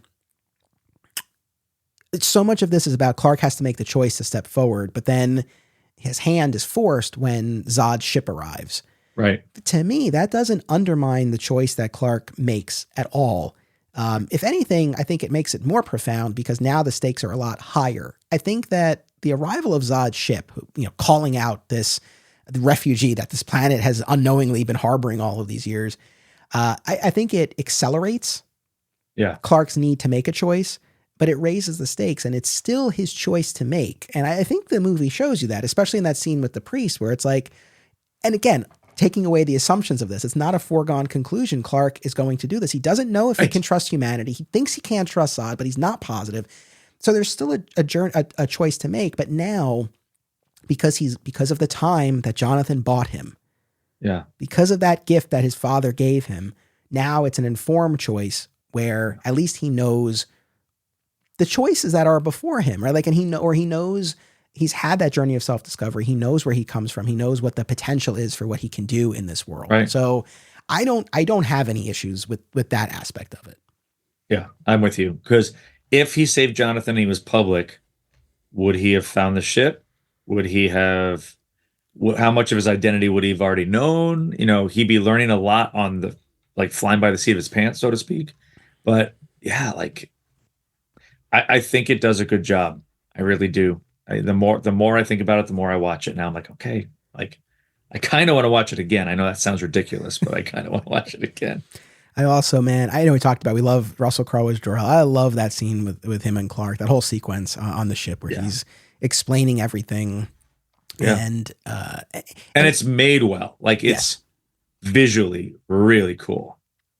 Yeah, and you get this, we had the hints of it before on Krypton, but really getting this full explanation for this Genesis chamber, this notion that everyone on Krypton was bred for a specific purpose. Right. But that he and Lara felt that robbed their people of the element of choice and of chance. What if a child dared to be something different than what society had intended for him or her? What if a child, aspired to something greater? So I just think it's a beautiful idea. And then we get that great language from All-Star Superman, from Grant Morrison's All-Star Superman. You'll give them an ideal to strive toward. They'll race behind you. And then you get the first flight. I mean, it's such a, I think even the the folks who are hardest on the movie, it's hard not to, I think, get swept up in the moment of the first flight, right? Well, and then I also think that's very real.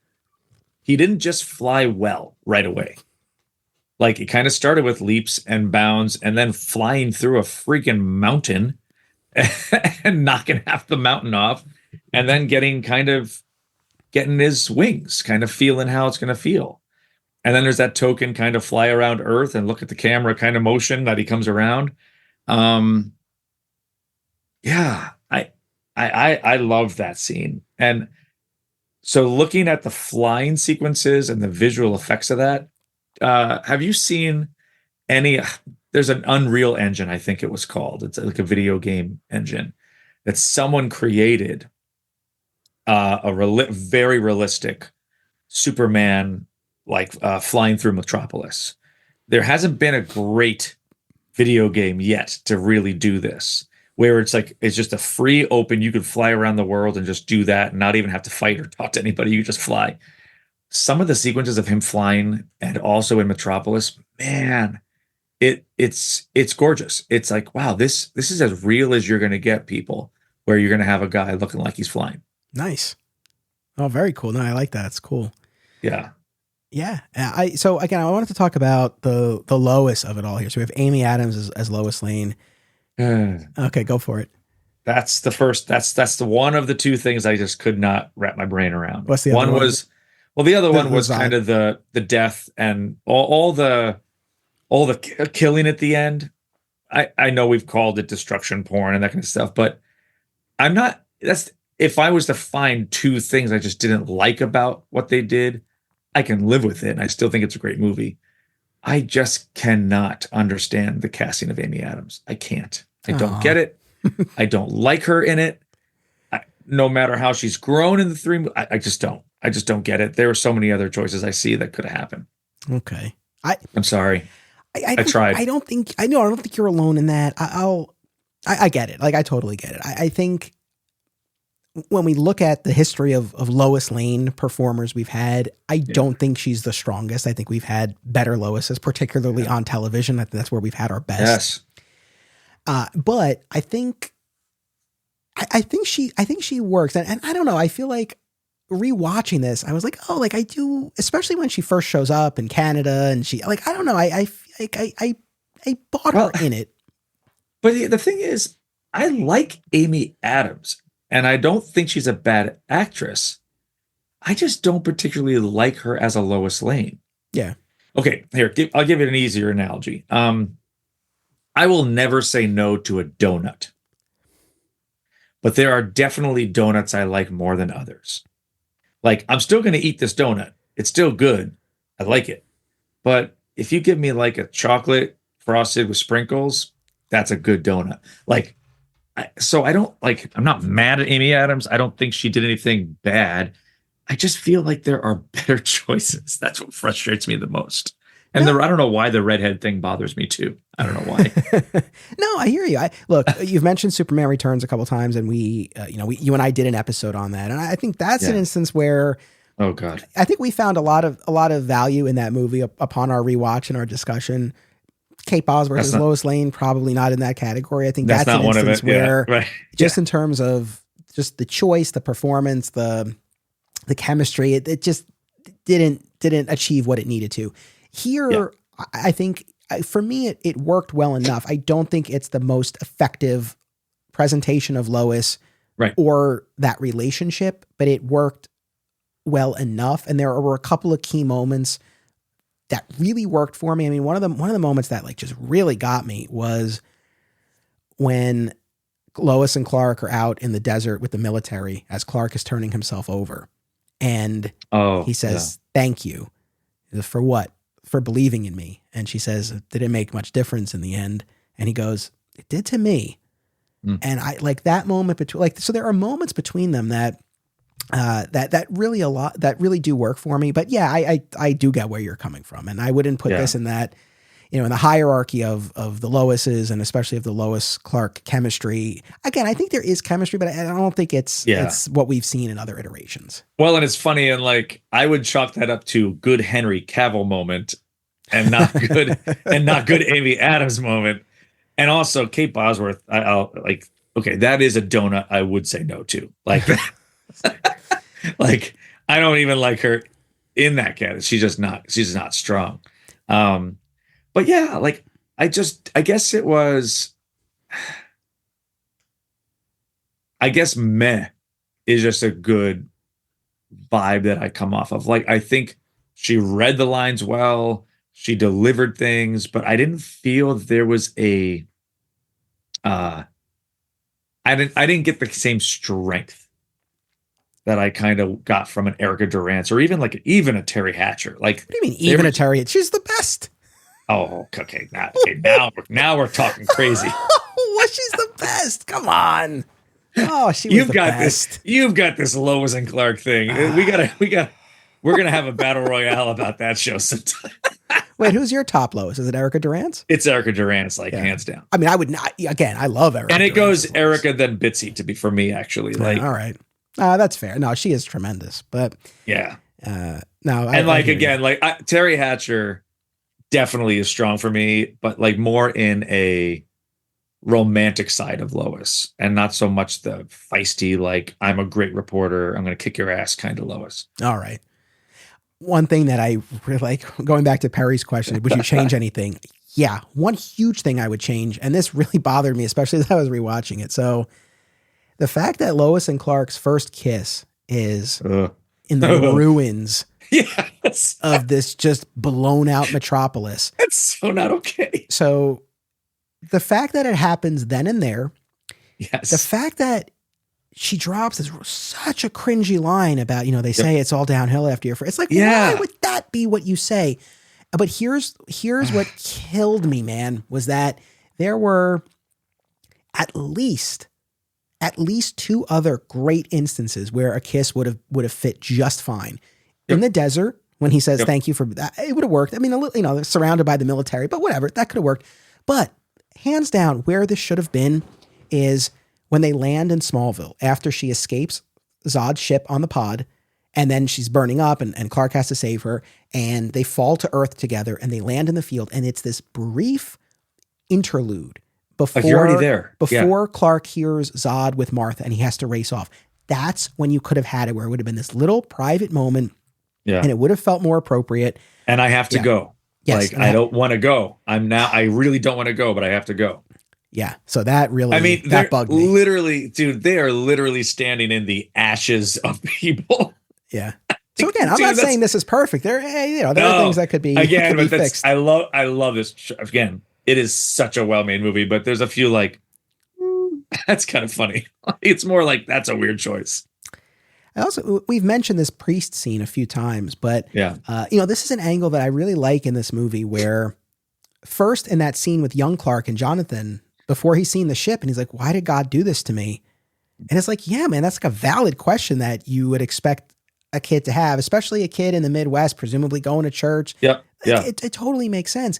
And then that he would seek the counsel of a priest. We talked about this when we just did our For All Seasons episode, where after the tornado in Smallville, before he leaves Smallville, right, he has this conversation with the local pastor where, again, just this idea of, we're taught to believe, well, there's a higher power and there are certain things beyond our power and certain forces that can't be controlled. Well, what if there existed someone who could?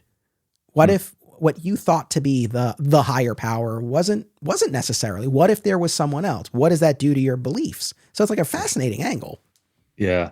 I listened to your suggestion because I have not read Superman for All Seasons since it came out. Whoa. So when you said that at the beginning of the episode, I was like, oh, I got to stop. I think I stopped listening to the episode. Yeah. I think it's did you like the scene with the priest? I do. Again, that drives home what Jonathan says in the barn when he first shows him the ship. This is real. Look, this is what people are going to ask, and you can ask, and it's going to really send people kind of off their belief system. Yeah. And it's like, whether you stand tall in front of the human race or not, that's the choice that you have to make. And now that choice is at the forefront. And yeah, I don't know, the idea that he sought out that counsel. And yes, I know there are some who are probably like, oh, he's in front of the stained glass with Jesus behind him, it's very heavy handed. But look, I think those religious analogies are apt. They don't bug me. No. And there are also different faith philosophies too, of whether God just created life on Earth or has created all things, right? Now look at the Kryptonian mythology too, that there's Ra. So who's to say that Ra is the god of Earth as well? So there, you could go that route too if you really want to get semantics. Yeah, no, absolutely. Again, when he expresses to the priest of, the one they're looking for, it's me. And I love the priest's reaction, that gulp. But then, what does your gut tell you? It's like, my gut is Zod's not to be trusted, but the problem is I don't know if the people of Earth can be either. And the only thing that was a little off note to me about this scene, and it's like, I wonder if there was something more that got cut, was that it's like Clark says all of that and he's more than halfway out the door. Yeah. He hasn't even waited. I mean, the priest thankfully gets his words out, but it's like, were you going to even wait for a response? Yeah, he's already going. He's like, well, I just said my piece. I'm going to leave now. Did that not feel odd? There was something odd about the editing of that to me. I think it was an edit. I wonder if there's something missing, or it just was a choice that it's on the floor somewhere. But when he says, sometimes you have to take a leap of faith and the trust comes after. Yeah. And like we said before, even when Clark does then don the costume that he's just been given by Jor-El and shows up at the military and hands himself over, again, they cuff him, they march him into the interrogation room, and they tell him, we've been given orders to hand you over. And he doesn't resist any of this. But that's why, again, that scene with Lois to me is so profound, because she's, other than his parents, his Earth parents, she's the one person out of everyone he's encountered. Maybe the young lady at the bar who he seems to have at least a friendship with, right? Right. She's like the one person who he's formed this connection with, and she's actually rewarded the faith that he's put in her. She didn't sell him out when Perry asked, when the government came after her. She protected him. Yeah. And I love that faith that he had in her was rewarded as kind of this representative of humanity as a whole. There was one scene at the end that, as I was watching it, it didn't match the tone. Like, and I know that sometimes we want to throw a lighthearted thing in here and there. I get the placement of the drone crashing, and I was like, they're looking for where Superman's ship is and where the fortress is. Two things were weird. One, where the general's like, "Are you effing stupid?" And I'm like, that's just a weird tone shift. And then I kind of appreciated it because it was like, I don't know whether Zack Snyder's wife wrote this joke or whatever, but like when the captain goes, "He's just kind of hot," and I'm like, where did that? It's just odd. It just didn't seem to match what we were seeing. Well, right after the killing, it just felt out of place. Yes. And that's why I'm saying like a scene of him kind of unpacking what happened just to kind of cleanse the palate.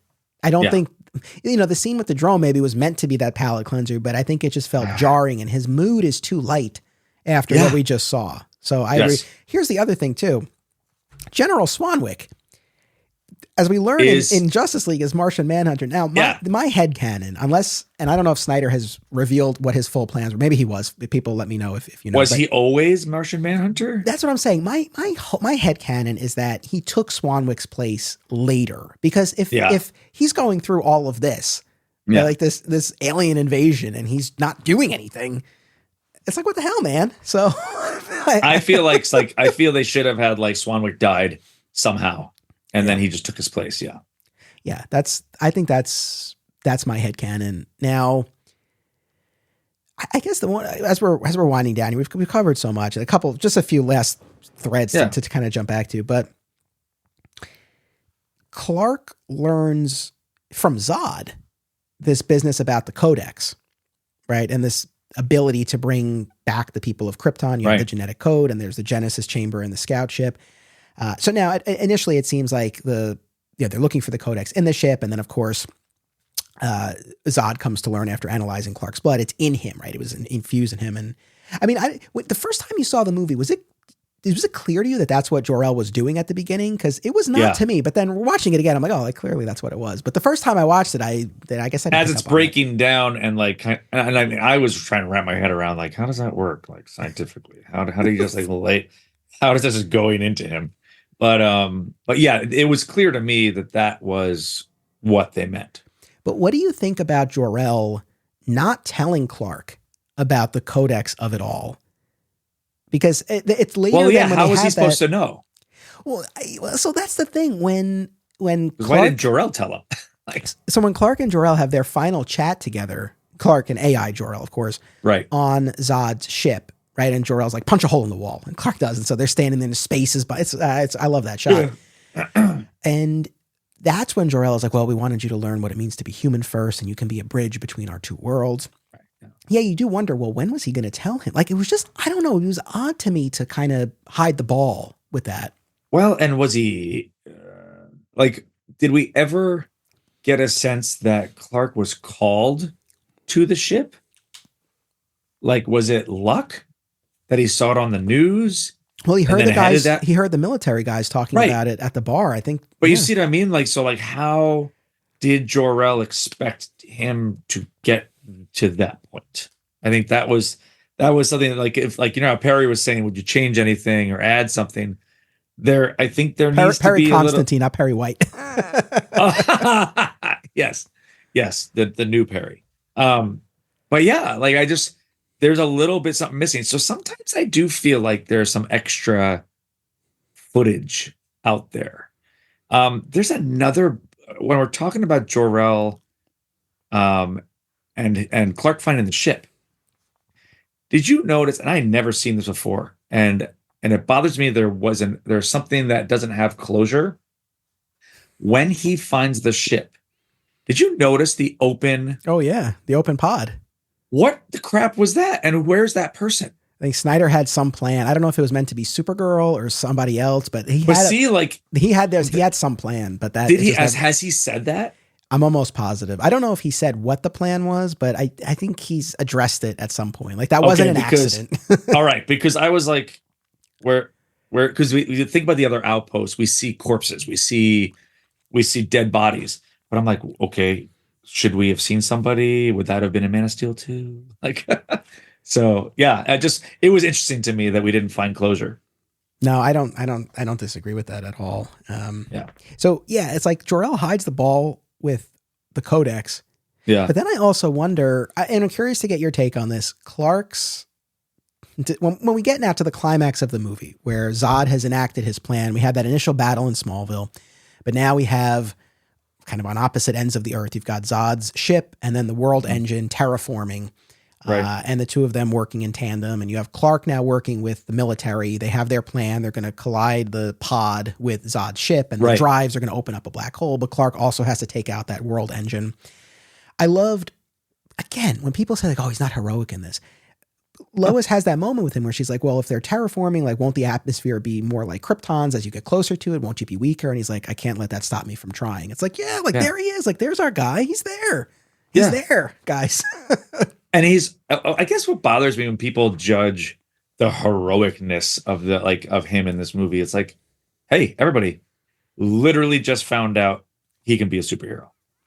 And so this is literally Superman year one. Day one, Yeah. So everybody like settle the F down. Like, how would you do on your first day at the job? Like, no, it bothers me. No, absolutely. Absolutely. I this is funny, man. I've complained about this in other episodes. I've poked fun at the idea that, like, why would Zod want to turn Earth into Krypton when he and anyone else they resurrect with with the Codex? Is it that they're not resurrecting past people, right? It's the idea that they would be able to grow future Kryptonians or both. Yeah. Well, no, because if you think about the ship has a Genesis chamber on it. Yeah. So it's just basically then reverse engineering the Codex out of his DNA into the patterns and starting again. No, but I mean, like, what's in the Codex? Like, what's in Clark? Is it the DNA of, for example, Jor-El and Lara and past Kryptonians, or is it just those future generations? Yeah. It's future generations. Okay. It's think about what Jor-El swam through. Right. Yep. Okay. It's all that. It's just recreating that. That's what I thought. I wanted to get your take, but I've always kind of poked fun. It's like, why would you want to turn Earth into Krypton? Right? Like that would seem like a pretty harsh environment. The planet died, and here on Earth you have powers. But then I'm watching this, and it's like, well, they wanted to commit genocide. They wanted to wipe out all the humans. It wasn't that, oh, we'll coexist or even rule them. Like, they just flat out wanted to wipe them out, which, I mean, it's horrific, but it actually, I'm more okay now with the world engine, because that always bugged me. I'm like, Earth's environment seems to be a better one for you. So I'm more okay with that now.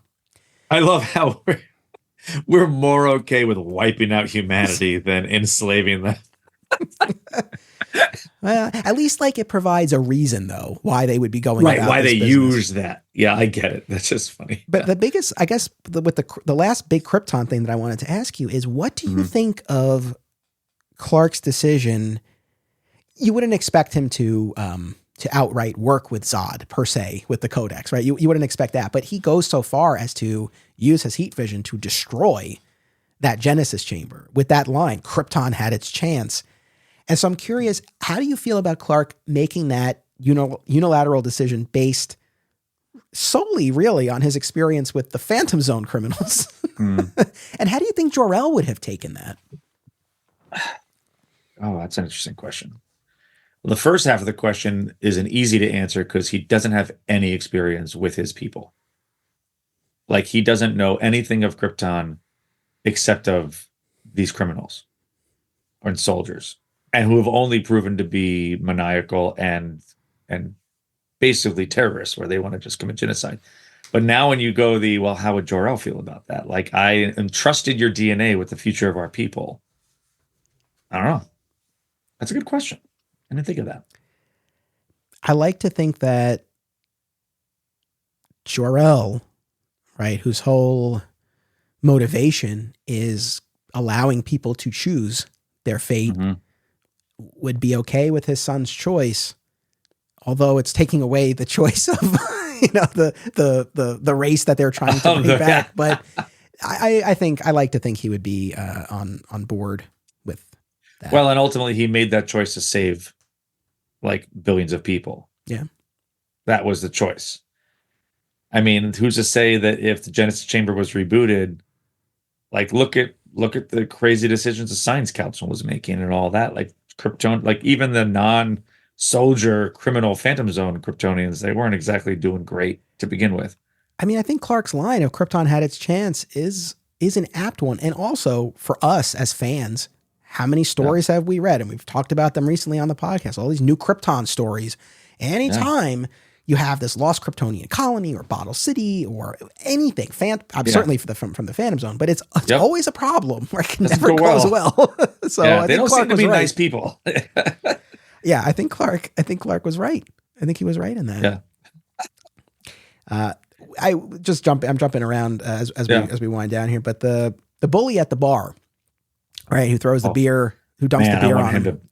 I just want him to beat the crap out of that guy so bad. You know, and that's the thing. And again, that's why I think that flashback scene, maybe they felt it was too on the nose because it really would have been, it might've been a little bit much to have them back to back, but in both instances, it's hard enough to be bullied at all, supposed to be physically bullied, but like from Clark's perspective that he has the ability to shut that person down instantly and can't, as this whole other component to it. When we did our Superman fan debates episode, we talked about the scene from Superman 2 at the end when Clark goes back to the diner. Is Clark a bully in that scene? You know, we all recognize the guy had it coming, but the way Clark went about it, is it bullying?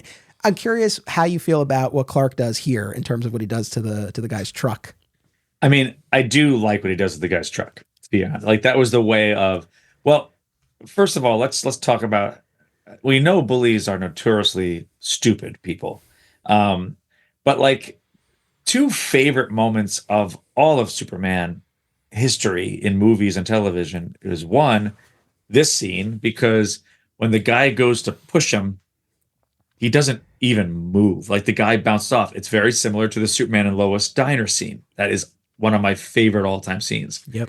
Because that bully should have probably went, oh crap. Like he put all his weight to push him and he's a wall. And then he still goes and throws the beer can at him. And I'm like, bro. But then Clark shows restraint. I kind of love what he did to his truck because that's so messed up too. Like, how does he explain that to anybody? Like, who did this? Yeah, no, I'm on board with it as well. And look, as a Smallville fan, a key moment from the pilot there after he gets strung up as the Scarecrow in the field, and then he piles up the trucks outside the dance with a big smile on his face before and after. So it's in keeping with what we've seen elsewhere in the lore, messing with the bully's truck. What have we not talked about that you want? I mean, you're a musician yourself. What are your thoughts on the Hans Zimmer score? I love it so much. I love his approach to the theme. I like how it's incorporated. I think I love how even just the use of percussion and Zimmer does a really good job lately in his scores of adding modern synthesized sounds layered over a classical symphony orchestra, which is really, really cool. And it was still heroic. Everybody wants to always hear, I mean, I love the John Williams Superman score. Love it. I've conducted it, played it, heard it, you name it. But it was hard for me to go like, oh, this is a different score. But that scene or that opening score, it's almost like this slow fanfare. It's not a fast driving fanfare. It's just very open. Ba, ba, ba. And it's almost harkens to the beginning of like the Justice League Unlimited, like that first when they're all walking in the shed, like they're all walking towards the scene. I love the score through this. That was one of my favorite parts of rewatching it too, hearing the score again. Yeah, I'm a fan. I guess it's akin to the visual representation of Krypton, right? Where it's like I give them credit. They did something new and something that fit this project specifically. And Yeah. that John Williams theme will always be, I think, the most iconic. But Yeah. I mean, I love this one so much, and I love that they did something distinct for this movie. So I've listened to it on its own a bunch of times, and I love it in the context of the movie. So yeah, it's beautiful. It's, again, I know I've used this word soulful, but I keep coming back to that. I think there's a very intimate quality to the music and just this movie overall. I love the journey that it takes Clark on, even and especially when it's challenging and there are aspects that kind of require a little wrestling with.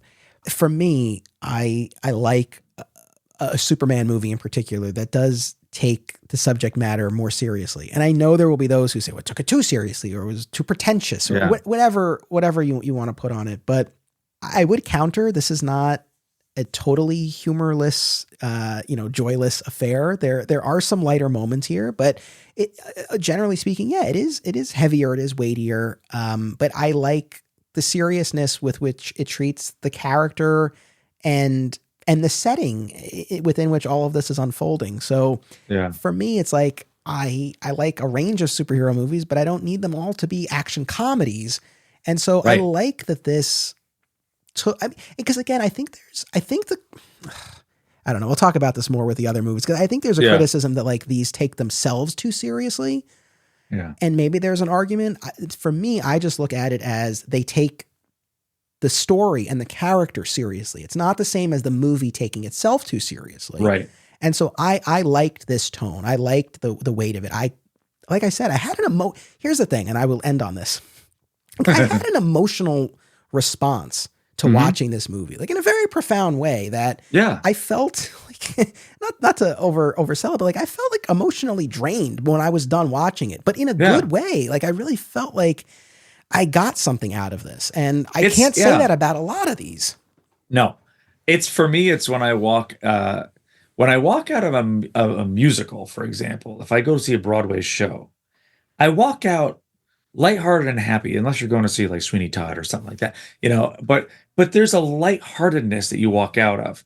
However, if I go to see a dramatic play, I walk out, like you said, you should be a little emotionally drained. It's profound. You're thinking about things, but you also are very appreciative of the seriousness that you get to hear something like that. It's like Shakespeare versus a comedy, and I think that while sometimes the Zack Snyder movies could possibly take it a little bit too far, I think they're meant to be dramatic plays and not musical theater. I think that's what people are forgetting. And that's also, I think the world looks at comic books in two very different ways. The people that look at comic book as things for kids are expecting one tone from a Superman movie. The others that look at it as quality artwork and storytelling are looking at what we got in Man of Steel. Well said. Listen, I was so looking forward to this, and I had such a great time going through all of it. I'll end on, we had one more comment from one of our patrons, Jan, who had some fun with what I've been calling this run of 3 episodes on social media in particular, Come Together. And he said, naming the episodes about the most controversial superhero movie series of all time, Come Together. I see what you did there. And yes, I wanted to have a little fun with that idea, but I do hope, again, the idea is to, bring on different guests who I haven't talked about these movies with, get the perspectives, what they liked, what they didn't like. And like I said, just kind of share our journeys with these films. And I'm curious to hear from the audience. And again, while the intention wasn't to change any minds, I would truly be very curious, anyone listening, if we did change your mind or if we prompted a rewatch, and then what your reaction is to that rewatch. I would love to hear. So please feel free to reach out. Yeah. Well, thanks again, man. Thank you so much. I look forward to the next time that we can do this. So thank you again, Bernie. Thank you, audience, as always. I know this was an especially long one, but I hope you enjoyed it. I certainly did. Make sure you come back next week. We'll be joined by Justin DeVoe to talk Batman v Superman, Dawn of Justice, Ultimate Edition. It'll be a lot of fun. We'll probably have that explicit tag up, so just be prepared. Yeah, that'll be a 2-part, 4-hour podcast, everybody. So be ready for it. Hopefully we'll rein it in at least a little bit. But yes, please make sure you come back next week. And until then, as always, it's about what you do. It's about action. Be sure to check out our sister podcast series, Another Exciting Episode in the Adventures of Superman, an episode-by-episode breakdown of the classic George Reeves television show, available wherever you get podcasts. Please join us on social media, become a patron, and subscribe, rate, and review today. Links are in the show notes. Thank you all.